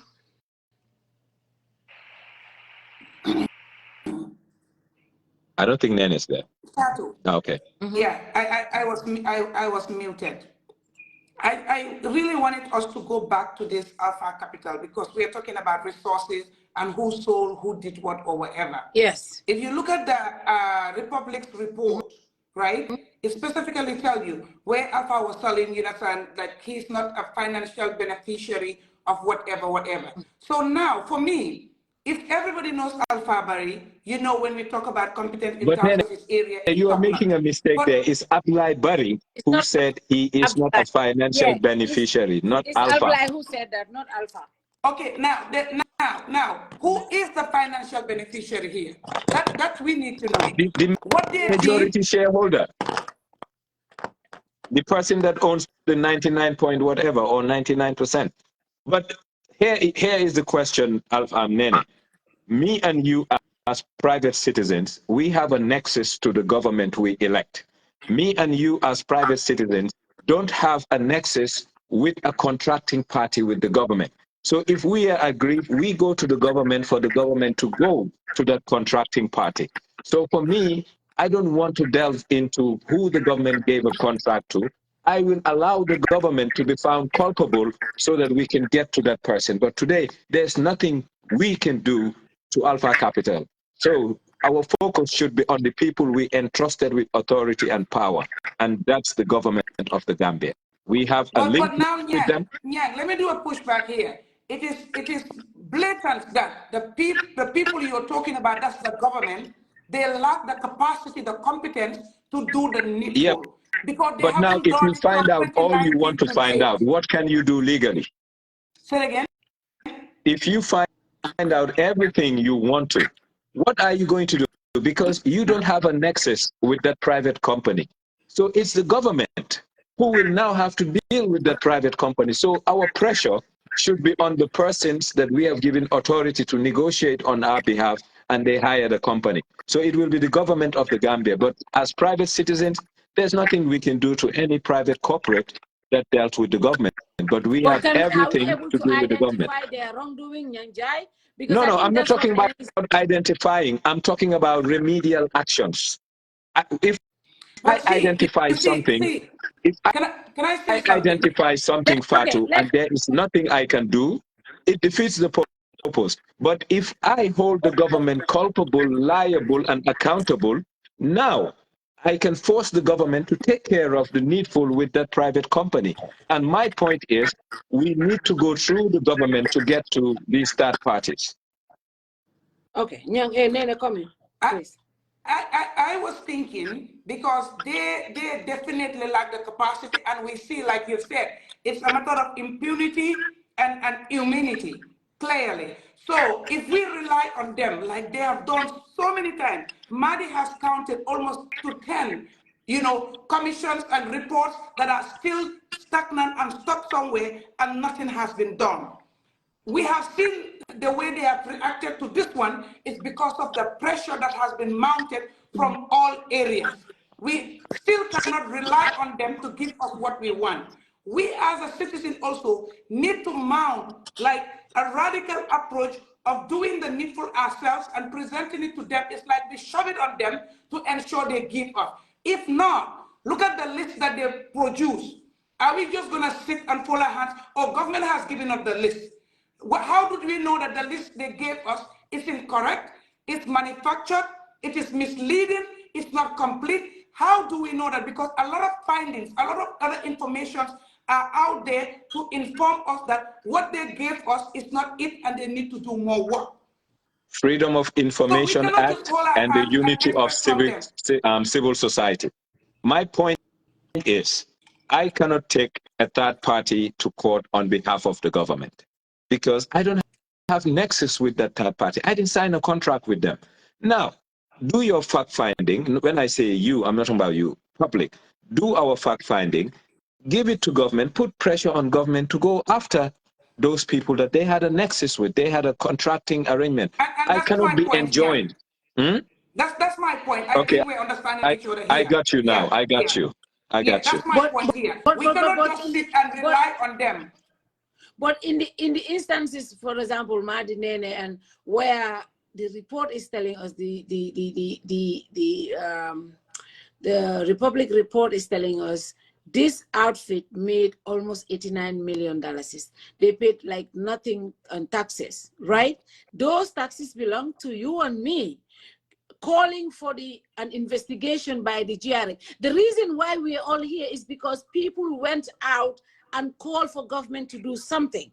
We can equally sit down here on this platform and call for actions. Like yeah, you say, Fatu, I'm agreeing with all of that. Don't get me wrong. I'm agreeing. What I'm saying, I thought Neneh was asking us to take them to court. No. I have to take you to court, allow me. If I take you to court, I have to be enjoined.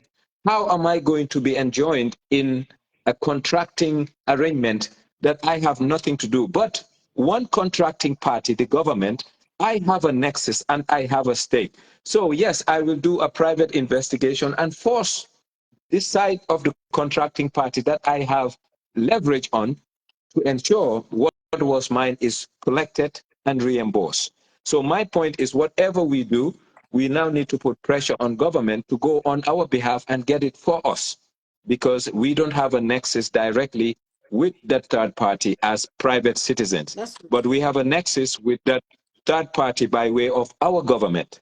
So we are talking about the same thing, but I'm talking about process to get to them.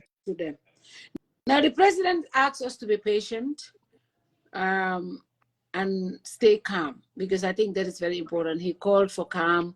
He asks us to be patient and wait for the outcome of the investigation and see what he is going to do. That's a fair request from the president. Stay calm. Ambiguous. It's an ambiguous statement. Calm, yes, I agree, because we all need a society where peace prevails. But the president needs more specificity. This is what I want from the general public, but the president didn't give us timelines, and a promise is a comfort to a fool. So what the president, and this should be part of our rebuttal. Mr. President, yes, we will be calm, but Mr. President, our calm will be in exchange with a timetable, a time frame, things to do, when to do, and the deliverables. The president owes Gambians some deliverables, and these deliverables must, and I reiterate the word must, it must be time bound. You cannot, because right now it's an open-ended arrangement. We don't know how long this work is going to take. Look at the petroleum saga, it's still going on. So it needs a sunrise and a sunset. We need something that's ad hoc and, an end time. What's the end time?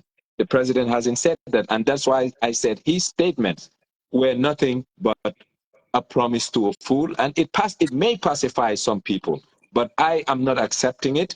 because there are no specificities in it. And the president should have been specific to say, audit, we are giving you 90 days. Parliament, we're giving you 60 days, whatever. We need a report. There is what you call, Fatu, when the president wanted to pass the president retirement bill, didn't he create a certificate of urgency for the legislature to act on it Yes. and be out? Yes. We need a certificate of urgency on this matter, period.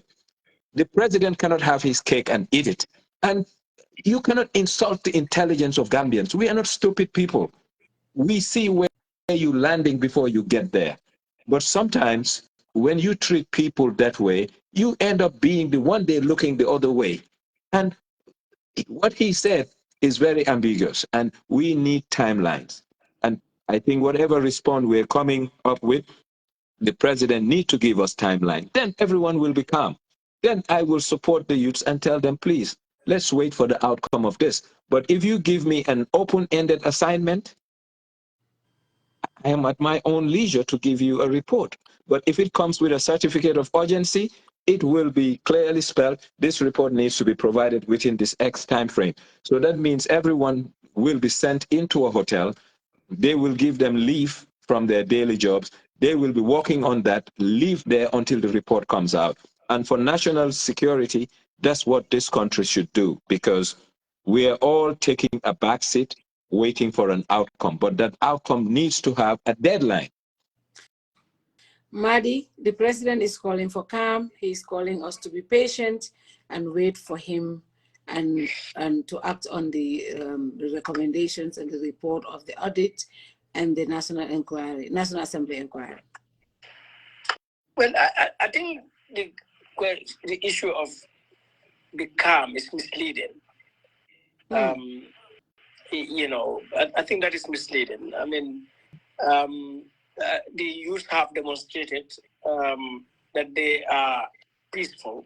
If protest is what is coming of lack of calm, you know, for 3 days we've seen young people, despite being denied a permit and the police coming in full, you know, riot gear, conducted themselves peacefully. So people are calm, and to ask questions, to protest doesn't mean people are not calm. I think the issue should not be people to be calm. Rather, it should be, I will work on this with a certificate of urgency, as Nyang said. I mean, I'll work on this with, you know, commitment, with seriousness, within the shortest possible time. I'll make sure there is justice, there is transparency. So that is what we need to hear. But to say people should get calm, you know, you are promoting a narrative that those who are asking questions, those who are demonstrating are being, you know, aggressive or being violent or are not calm. And, you know, I mean, people cannot sit, if that is what he wants, people cannot sit quiet, silent, and okay, let us just wait and listen. No. You know, I mean, we are talking about billions of dollars, you know, 9 years have gone by. You know, today, if you ask Barrow to show you the proceeds so far that were generated, he cannot account for it. His government cannot account for it. And if you are here, I mean, you people have been raising, where are these assets, where are those assets, you know, vehicles and so many other things. We cannot see them. Yeah. Yeah, so what do you mean calm? You know, so I think that's a misleading statement intended to probably demonize or, I mean, you know, mischaracterize some people. But we are not in a situation of calm. I mean, are you saying you and I, what we are doing right now, we are not calm? We are aggressive, we are violent? No, we are very calm. Or we should not do this. So doing this is not lack of calm. No, we should do it. I mean, and you know, people should speak about it. The Parliament is debating about it ferociously today in Parliament. It was very, I mean, you know, hot down there. But they are calm. I mean, that is how Parliament works. So I think all of these are indications of the president diverting attention, trying to divert attention, you know, trying to disinform. covering up corruption and abuse and failing to hold those responsible to account. And he is only deferring justice and accountability, all right. But in the end, it is not going to be what will serve the best interest of the Gambia. Because, things will come out sooner or later. So the president needs to advise himself.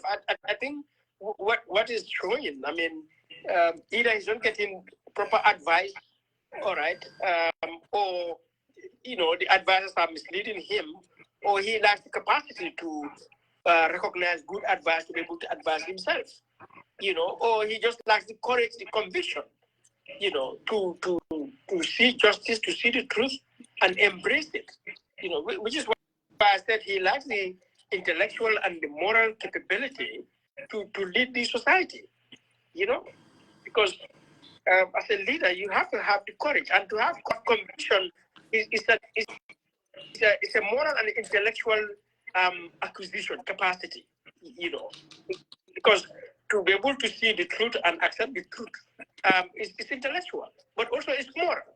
That's why some people cannot accept the truth, because they lack that moral fortitude to accept the truth. They lack that intellectual capacity to be able to analyze, to see, understand their responsibility and accept it as it is. So people are calm. I mean, and if anything, he should help in calming of the people. What is going to calm the people in imagination of what calm constitutes is to do the right thing. This address is a disaster. This address has not addressed the issue. All right. At the end of his address, we have just come to get more confused, to be asking more questions. We found ourselves nowhere practically. All right. So he has not helped calm the people down. And I think it is important messages like this we get to him, and his handlers to understand that they are not helping to calm the situation. I think that's how I see it. Finally, what? Neneh, you want to go ahead? Yeah, I just wanted to piggyback on what Madi has said. When this news came out of the president is going to address the nation, you would see the expectation from a lot of people. Ñipang doon yaakaar lan la moo wax fi nañ leen ko déglu bugga nañoo xam parce que at this point in time there is a lot of anger, there is a lot of frustration, there is a lot of pressure on so many people and all that. Dëkk bi fu mu nekk nii tey nekkul ci dëkk bi te loolu mooy dëkk bi tey newu fi. So ñipang doon foog ne su génn see at least ndax dina wax lu ñu neex ndax dina wax luñ bugg a dégga waaye dina indi tey fu naa ne calm bi mu nekk di laajte moom génnaam tey moo waroon a indi that calmness in people, and he failed to do that. Now this is one thing also we need to remember. Leadership is not just a position, or it's not a privileged position. When you are a leader, you need to be able to influence people. It is said that leadership without influence, it is manipulation. Leadership without love is deception. Because boy lead, war nga bo waxe dëkk bi war nga ko feel the vibes, especially the situation bu nekk nii war nga feel ne li ma wax am na weccu bu mu indi li ma wax am na lum soppi li ma wax am na lum naka lum wàññi loolu yow sa bopp war nga ko feel te kenn waxu la ko. And I bet you ku amoon a heart-to-heart talk with Barrow right now mu wax la with conscience and clear dina la wax ne fiilut loolu noonu fiilu ko parce que boo xoolee statement am bi ak li xew yépp from Moustapha bu statement am bi génnee from Gala bi génnee 3 days boo xam ne difficult 3 days yoo xam ne it could have gone very very bad 3 days yoo xam ne it could have been disastrous and catastrophic. It could have been, but thank God it did not resort to that. So as a president, you sat there watching. You saw everybody came to you to talk to you about what was happening, what wasn't happening. But the good thing is you saw with your own eyes. You were the one that said, I told them to release them, right? And then we come back and put our house in order. Now, if you had put your house in order and come out, I wanted to see a leader who was going to show remorse for failing in his responsibilities and failing a complete country, an entire generation, and yet to come. That's what I wanted to see. I wanted to see a leader that would have been, that would show empathy and remorse in the delivery of that. But first and foremost, you acknowledge that there is complete failure under your leadership because you entrusted some people to do a work, they did not do it. And that is the reason why we are. But you acknowledge first. I acknowledge that there is a problem. I acknowledge that what needed to happen did not happen. I acknowledge that the people I trusted have failed. And as a president, I take responsibility. I see you, I hear you, I feel the pain, I'm listening, and I want to work with each and every one of you to correct the wrongs already. He failed to do that. That did not happen. Again, you're asking for calm, right? How can we be calm when we know you to be consistent of not doing what you expected to do? We know you to be consistent of not holding people to account. We know you to be consistent, not seeing anything wrong in people misusing the meager resources of the state to put it in the hospital, in the agriculture, in the schools. You failed in all that, right? But you come here to tell us, okay, an audit report. We all know you don't believe in audit report because you have said it. The people that you have appointed to help you do your work, they have amplified that voice to say audit is an opinion, audit is a perception. How can we sit here and now believe in you telling us that there is a report, an audit that is ongoing, which we can tell right now that is also false? You are telling us the National Assembly is going to do an inquiry. Now they are saying they need 6 months. If your government under your leadership could not do the job from 2019 to 2025, how on earth are you going to sit here and tell us we are going to get what we expect to get or what needs to be done in 6 months or even 1 year? Again, that is a National Assembly that nobody has trust in them because they are compromised. They have shown time without number that they are incapable, they lack the competence, they lack the pedigree, they lack the wherewithal. They don't have people at heart to serve the people that have sent them there. Those are the people you want to leave us with to say they're going to do the job. So, President, they cannot be calm because you have not spoken to us in a language that we can hear. You have not told us or assured us that the work will be done. You haven't done that. So they cannot be calm. You need to go back. Call your people, look at each other in the eye, tell each other the truth. You come back to us and tell us, let's see in you that you will do what you're saying. But until then, that's not going to happen. And people are getting angry by the day. People are getting frustrated by the day. That is caused by nobody but you and your cabal, you and the people that you've appointed to serve the Gambians. Now I ask the Gambian people, amul lu ñuy jihad ñëpp xam nañ suñ current situation, xam nañ lu ñoo deal with, xam nañ li fa xew, xam nañ ne we have a president who is really not ready at this point in time to serve the citizenry, but him and his close people. We see that there is a president who is going to do everything possible to protect a cabal, a group of people under no circumstances. That's what he has shown us right now, that he will continue to protect them. Now, what are Gambians going to do? Are we going to accept the current reality and watch it get worsened by the day? Or are we going to hold each other and say, we own the country, this is our country, and we hired you as a president to do a job? Is that what we're going to do as a people? Now the ball is in our court, right? The buck stopped at the president, but I guess we can take back that buck and see how we can control that for the plight of the citizen, for the vulnerable people, for all of us to live with dignity in this country. Right now, I don't see any Gambian who, outside of the cabal, who can beat their chest and say, I go to bed and sleep and close my 2 eyes. I don't see it. And we need to be honest. We need to stop fooling each other. Now is the time, and I think we should do it now or never. If this moment slips away, I guess it's going to be a narrative, it will be instilled, it will be inbuilt, it will be normalized, and they will go ahead to legalize it and they will always use the legal ways to continue to suppress us. It is heartbreaking. It is disheartening, and it has to stop. And it doesn't have to stop anytime but now. And we have to make it stop. Yeah. Yes, I mean, there is one word. I'm sure the president may not be watching this, but his team of experts, allow me, his team of experts, I'm just assuming that he is not watching. And I'm giving the benefit of the doubt that he didn't. But I am pretty sure that his group of experts, advisors, ministers, 1, 2, 3, 10 of them are watching.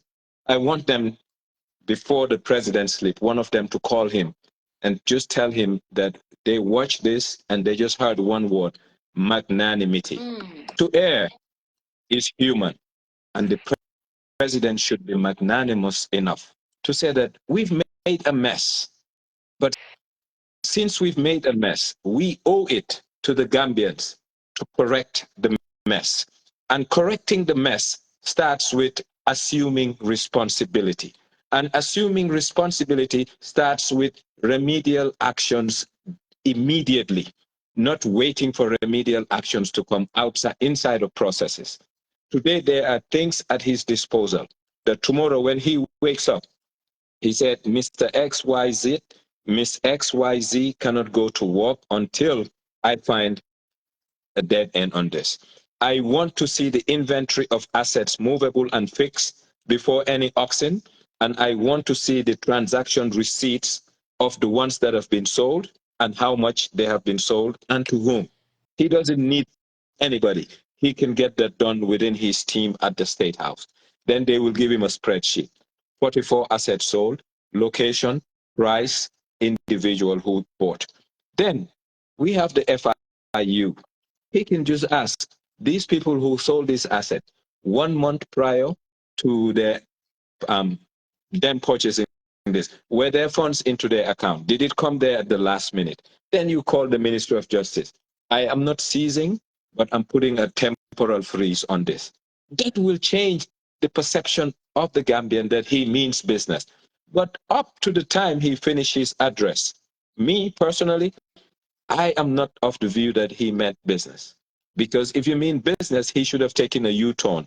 But everything he told us today, we have heard before, and nothing came out of it. So now, if he wants me, Nyang Njie, an individual Gambian, ma jox ko noppa bu baax dama bëgg a déggal lu ma déggu toon li ma dégga tey yépp lu ma déggoon la te gisuma dara génn si so suma noppa bu baax bi déggu dara ci lim wax. So honestly, he need to be magnanimous enough to say it's all right to make mistakes, and great leaders assume and take up errors that they've made and turn it into something good and positive. So he has a chance. And always, Fatu, they say that history is made at the confluence of opportunity and timing.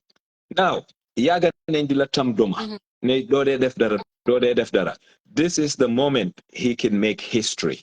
He has the opportunity, he has the timing. The opportunity is Gambians have created and amplified their voices of what is angering them as it relates to this particular issue. The timing is we are really daggers drawn, and now he can come diffuse it by showing leadership. And that leadership comes with courage of conviction. And with courage of conviction, you don't spare anybody and you look at the greater good's interest. And Mr. President, please, all is not lost, but it's up to you. Thank you. Finally, for Madi, Nyang, and Neneh, at least for the list receipt, the list that we saw, we have not seen any member of the presidential family, the president, his inner family. We haven't seen any cabinet ministers. We have seen certain people. We haven't seen any direct close associates of the president who are on those lists. So is it wise to say that some of the expectations that we were going to see the president, his family members, cabinet members on the list of people who bought these items, at least we haven't seen those things, right? Well, they have to be accorded the presumption of innocence, and I will not infer without having any information. Look, the president needs to understand we are not his critics blindly.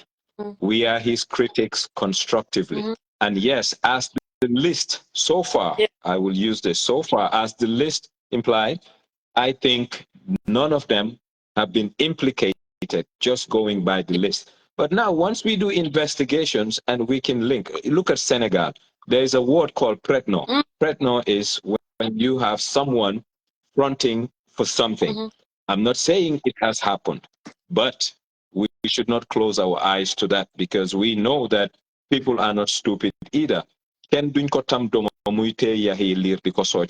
I expect them to be smart, but I am not inferring anything because we haven't done an investigation forensically to look at where sources of income came, whether we can tie cash paid to government through third parties, because sometimes people are sloppy and they end up making transfers to people they want to do these transactions. And at the end, you can link 1, 2, and 3. And that's why government has an arm called Financial Intelligence Unit.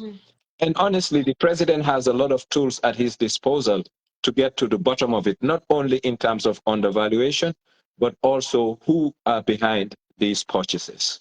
All of this, and even whether people made money outside of just the commissions. Because today, if Mr. X happens to buy a property for 8 million and that property was valued at 40 million, but you can see a transaction to anyone closely linked to the people who were doing the sale, you can make an inference that, hey, this cannot be too good to be true, in the sense that you paid 8 million and now I am seeing a transfer of 7 million to someone who was involved in this transaction.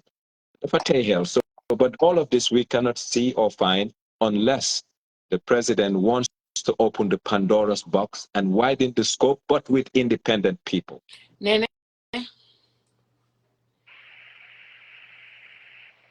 Neneh, mute. Danga mute sa bopa. Sorry. The list. We cannot be blindfolded by, Madi used to call the 2024 Constitution the Barrow Papers. He refused to call it a draft. He calls it a draft, the Barrow Papers. But I'm also going to call this thing, this list papers, because this is not a list. It's way short of what is expected, what is being asked for, what they needed to do. Now, Gambia bi tuuti na tuuti boo xam ne ñun ñëpp dañ xamante nañ fii boo fi ñëwoon léegi nii nga tur benn tur ngaa laajte rek xëy na liñ cee teg fan laa liggéey oo kuy papaam oo kuy yaayam dinañ la ko wax. Gambia bi tuuti na te liste boobu soo ko xoolee di nga xam ne am na njuuj njaaj bu fa nekk setut leerut. At this point in time, you cannot ascertain who did what or how and where. There is a lot of information that needs to come for people to really hold certain people to account. And that's what we continue to ask for, right? Like Nyang said, they will sit and say, okay, enemy of the state, they critique the government, they hate Barrow, they personalize, they hate Barrow. This is not about hate or anything else.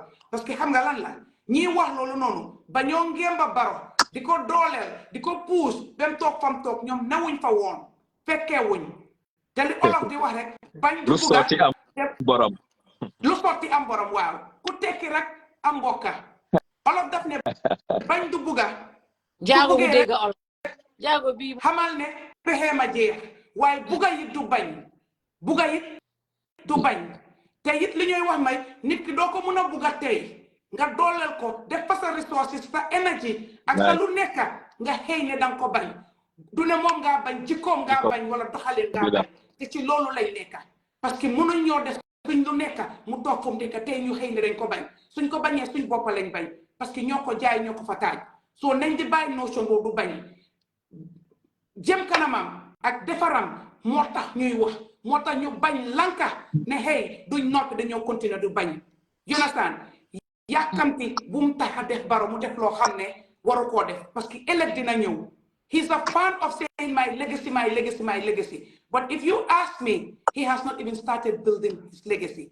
Na Barrow xam ne fii àdduna la àllaaxira am na Barrow xam ne ñi dee yàkkamti yóbbuwu leen ñun mi fi toog maa lanka taxuñu fee toog yépp ci mbaaxaayi yàlla la ak kàttani yàlla ak kémtaana yam moo tax ñu nekk fi te luñ fi mën a def buñ fi jógee ëllëg dinañ account for it ci nii mbaa ci nara te yow mi doon leader ci kattani nit ñi seen doole seen baaxaay yàlla def ci barkeem nga toog fa ëllëga sibiru you'll be accounted for la ma la jox naka nga ko doxalee naka nga liidee naka nga aaree ñi nga xam ne moom lañ teg sa gannaaw lii is not an inheritance it's not an inheritance it's just a time frame te kenn du fa nekk ba faw ngir Yaya Jammeh newoon na fa Jawara newoon na fa Barrow na fa génn loolu war na koo bàyyi xel te képp ku ko jege war na leen a seetaat mu xool nañu ko teg ci ay yoon yu baax Gambian bi kontaanuñ Gambian bi ñu ngee jooy we are disgruntled we are frustrated we are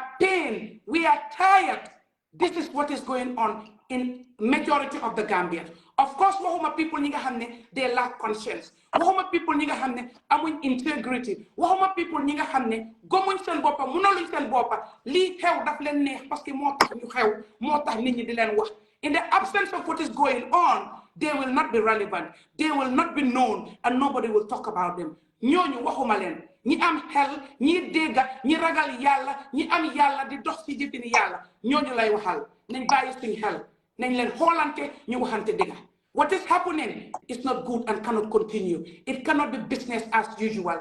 Change has to happen, and the change has to be now. And the change has to happen out of a radical move to bring that change. Change cannot happen out of convenience. We have seen the youth starting to precipitate a crisis to command change, and that has to continue. It has to continue. It's not a matter of if or but, it is a must. It is a must, and it has to happen. If not, we will all be responsible and we will not be able to say anything to our children or our grandchildren. Amen. It is shameful. System change or what? Because change, our system change. You right? No, the system has to change because the system is not working. If the system was right, we will not be where we are right now. Okay. Obviously, we will not be where we are right now. The checks and balances has to happen. The right system has to be in place. We have failed woefully in terms of the reforms in all aspects, in all sectors. Tell me one reform process that has happened and is successful and is yielding dividend. Just one. None since we came in 2016. So what are we talking about? So therefore, there is a need for change. Unless we have the change, I guess we cannot get it right. Madi. I don't know what more to add to what my brother and my sister said. Yes, no, I think we've made the point that this address, for me, is either Barrow was being misled by the ministerial committee on one hand, or Barrow himself is trying to disinform citizens that he was on top of issues. But it is very apparent from the Republic's report and from his own statement when he came to be aware of all of these things, that indeed he was not on top of things, or he was part of the corruption and the abuse of these things. So for me, this address is a disaster. And so what should happen and what I think we should put before him to salvage himself, to salvage the Gambia, to demonstrate courageous leadership and ethical leadership by instituting an independent audit right now. He does not have to wait for the Parliament or the National Audit Office, but to institute an independent audit. And I would say in that regard, to remove or suspend all ministers who were members of the ministerial committee who are serving now from office, to suspend all public officials who were part of the sale of these assets, all right, to go to court and seek the freezing of assets, of Janneh assets to whoever it is sold to until this independent inquiry completes its work, all right? And then to make sure he accounts for the money that has been, the proceeds that have been generated so far, from the sale of these assets. That money needs to be accounted for because that money has to be decided. They cannot just use that money and put it into the consolidated fund just automatically like that. So for me, these are the positions he needs to take, and these are the issues we as Edward Francis Moore Center are going to put forward in a statement we'll issue tomorrow. But I mean, what he said is completely not a statement that is deserving of a precedent and in view of the circumstances in which we face. I think, if anything, Barrow has demonstrated, gross, poor leadership, and irresponsibility, and I can't really, express how much disappointed and shocked I am that after the Janneh Commission, which he created through presidential powers given by the Constitution, he never talked about the Janneh Commission until today. Even when the Janneh Commission submitted its report in March 2019, he did not come to face the Gambian public to say, today I have received the Janneh Commission, and this is what I'm going to do. The ministerial committee is talking about, he never informed Gambians that there is a ministerial committee. They formed it on their own. But today in his address, he's talking about a ministerial committee, a task force, giving them regular updates. Can you imagine? Yeah. Regular update, and then we have this report from the Republic. Yeah. So if we were in for this Republic report, for the protest by the Gala youth and the youth of the Gambia, it means life was going to continue as usual. Yeah. Which for me is gross. Betrayal of the country. So it's bad. So that's what I got to say. Yeah. Thank you so much, Madi. And I know it's very late here, and we are 2 hours. I think it's a 2 hours difference or 1 hour. 2 hours. Yeah. 2 hours. Yeah.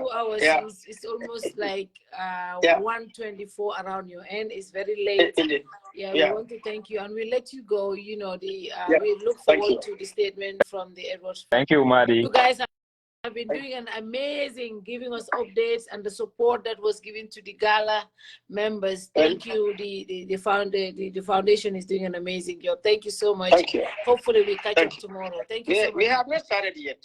Wait until we start. Wow. Mashallah. Mashallah. Thank you, comrade. This is Thanks. where we can rely on now. I think that's the only. You have two inspiring people there, so continue the show. Thank you very much. All right, thank you so much, Madi. Good night. Bye. Good night. Yeah, what to be from the name of Janneh. So you hold Barote, lan nga ko wax. Waaw, Fatou bi nak dama ko bëgg def ci Olof. Ñu ne nit war nga xam fi nga jógee, fi nga egsi, naka nga fi egsee. Waaw. Te ku dul xool ci gannaaw du mun a gis fu moo dem. Te ku naagu daanu di nga daanu. Ku naagu rek di nga daanu. That's what you call complacency in English. I have high regard for the presidency. I have high regard for the president because I have fought personally to ensure that he was elected in 2016. Yeah. Not that he was the best candidate, but he was the candidate most likely to be elected, and we all poured our support to him. But unfortunately, he has missed the road by being allowed to be ring-fenced by people who are enemies of progress and enemies of the state. And I will tell you why. I have no personal problems with Fabakary. I have no personal problems with Sidinjai, but these two people are against the greater good of society's interests. And when the president decided to be strength bedfellows with these people, that's when the president started going wayward. And now he is at the tail end of his term. To run for a third term or not, it can be his choice, but the people have already decided what their decision is. So he can do what he wants. The Gambians have awakened. But the little that is left is called legacy. And that legacy needs not to be preserved because there is nothing yet. He is yet to build a legacy because people will tell you he has built roads. At what cost? If you tell people, I've built more kilometers than Jawara, the first thing a smart Gambian will ask you, at what cost? Is it something that is cost benefit to society, because we know that our procurement processes are flawed. We know contracting is what it is in Gambia, but all those are nitty-gritty. This particular thing is dear to many Gambians. And now the president has to go to bed tonight, wake up and ask himself, was my address adequate? If the answer is yes, he can sit down and whatever the people decide will contravene his decision. If the answer is no, he can come back. But this time, let him not rely on people who have a vested interest to shroud the outcome of what Gambians expect. You cannot expect people who may be culpable to give you solutions. And there are so many people within his circle who may be, I'm using the word maybe, culpable. So therefore, let him reflect and let him be magnanimous enough to say to err is human. And yes, Mr. President, we allow you to make mistakes.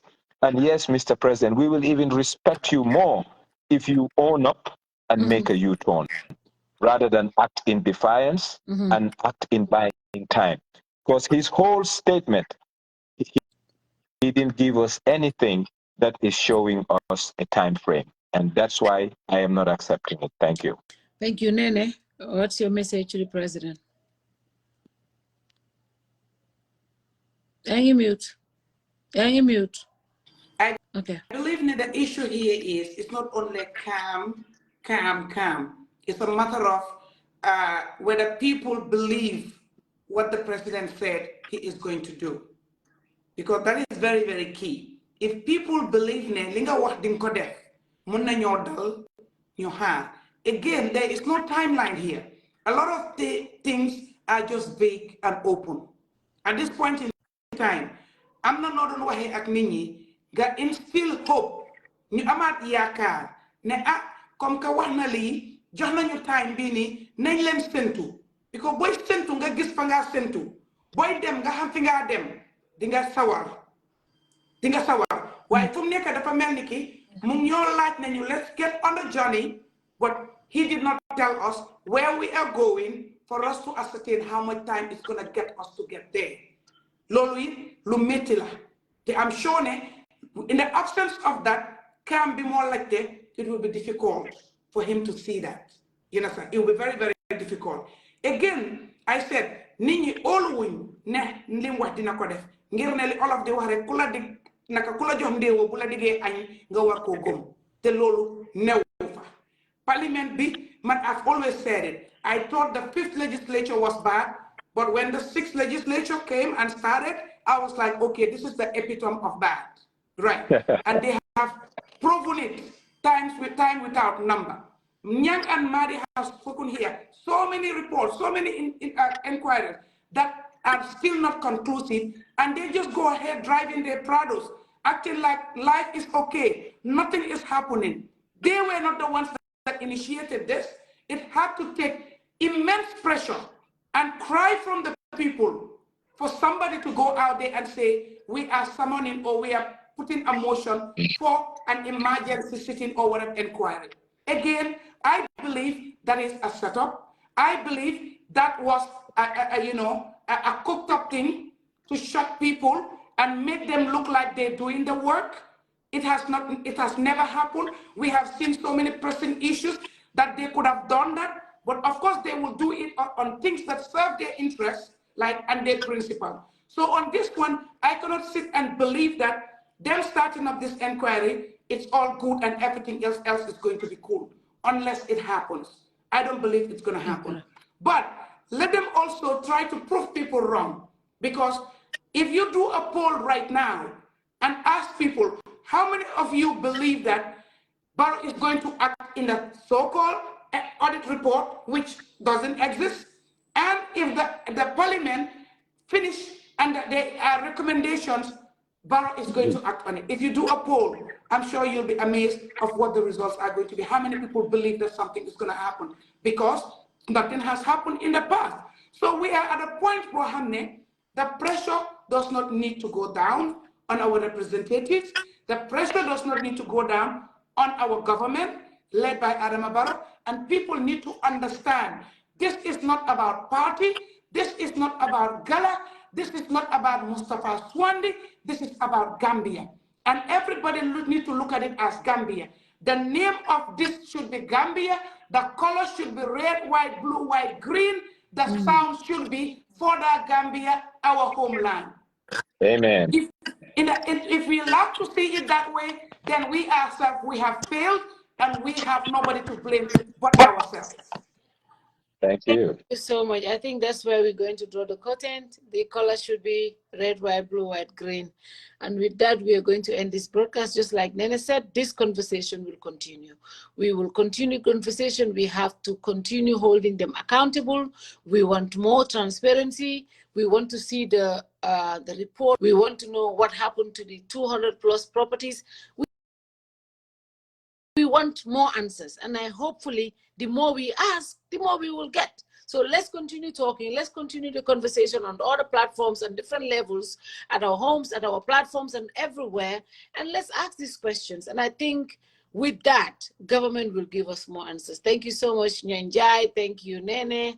And tomorrow I will be back on my show with a very interesting guest. I don't want to name his name right now. I'm just going to hold it there until he gets to the studio. Hopefully you guys can all watch the show tomorrow. Thank you very much, Nyang. It's always a pleasure having you. Thank you, Gambia. But we need to thank Gambia also. They've been there in thick and thin.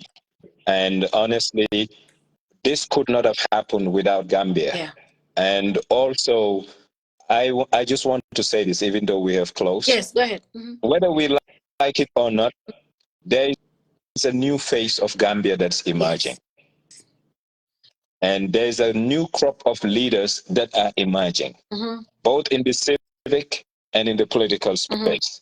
And we need to acknowledge that in a population where over 65% are within an age bracket, and if you look at their participation in terms of decision making in this country, it has been very disproportionate. Yeah. So this is the right time for us to see that the Gambia, where overwhelming majority are young, are now wanting, a seat at the table. So I'm very proud.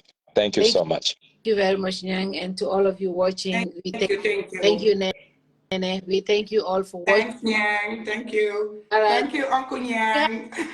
Bye-bye. You're calling Nyang uncle? He's my uncle now. Neneh, you don't like Lee, Nakalatuda. You don't like Lee, Nakalatuda, the pigs. When you see pigs, is let's be there. Gisangu madara feñut betay bit mbami feñut ñu ma ñaan rek na bay waxi mbami betay mbam feñut ñu ne mbami da because it doesn't tell well of them. It doesn't tell well of them. There were ostriches, there were alligators, there were wasps, tilapia. Janneh had tilapias in tons. Oh, not only that, they talk about his gold pistol, they talk about his watch collection, they talk about gold coins from the AU, leftover gold coins from the AU, the commemoration coins. A lot unanswered, but God bless the Gambia. Thank you all. At that time, everything was being televised. Their visit to Kanilai was televised. We all saw what they collected, at least what was shown on TV. But where are all those things? Where Anamu? Anabagasyoyu? Where are they? That's another conversation for another day. Dinala lakel mbami, dinala lakel yoyu. Jerejef yen ñep man man dem. Waaw benen yoon. Xexi njaago du em. Xexi njaago du em waaye nañ ko dog be benen yoon. I know. I love you guys. Bye-bye. Love you too. Thank you so much. Bye-bye. Thank you so much. And thank you all that, all this Babukar,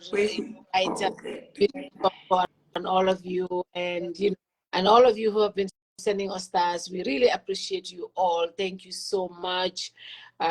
you know, appreciate Neneh. And like I said, whenever you send us stars, you are empowering us. You have been doing that. We thank you. We appreciate you all. We will hopefully keep the conversation alive. That way we can continue to ask these questions. These are genuine questions we want to know, and that's what the Gambian people want. And we thank you all. Thank you all for for watching. Hopefully we are back, and I'll be back tomorrow on my show at 4 p.m. with a very interesting guest. It's going to be interesting. Thank you all. See you soon. Good night to you all. Bye bye. Thank you. Thank you. Thank you. I play for you with Jaliba Kuyate. Bye bye, Ellen ak Jaliba.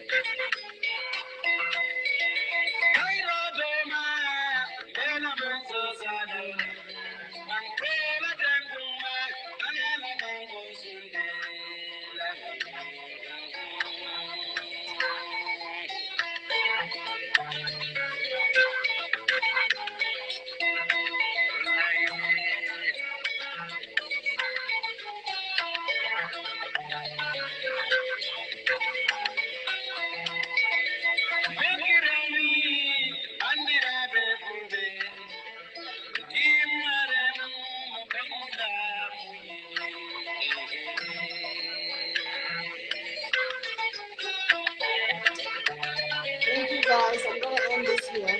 Thank you so much. See you again. I'll see you tomorrow. I'll be live at 5:30 p.m. on Kirfatu, and we'll continue conversation. Hopefully we'll be back here over the weekend with some other guests just to analyze what's going on. After 3 days of the National Assembly sittings, I'll be back here sometime Saturday or Friday evening, so we can have some guests and we will analyze what is happening at the National Assembly. Thank you all. See you tomorrow. Bye-bye.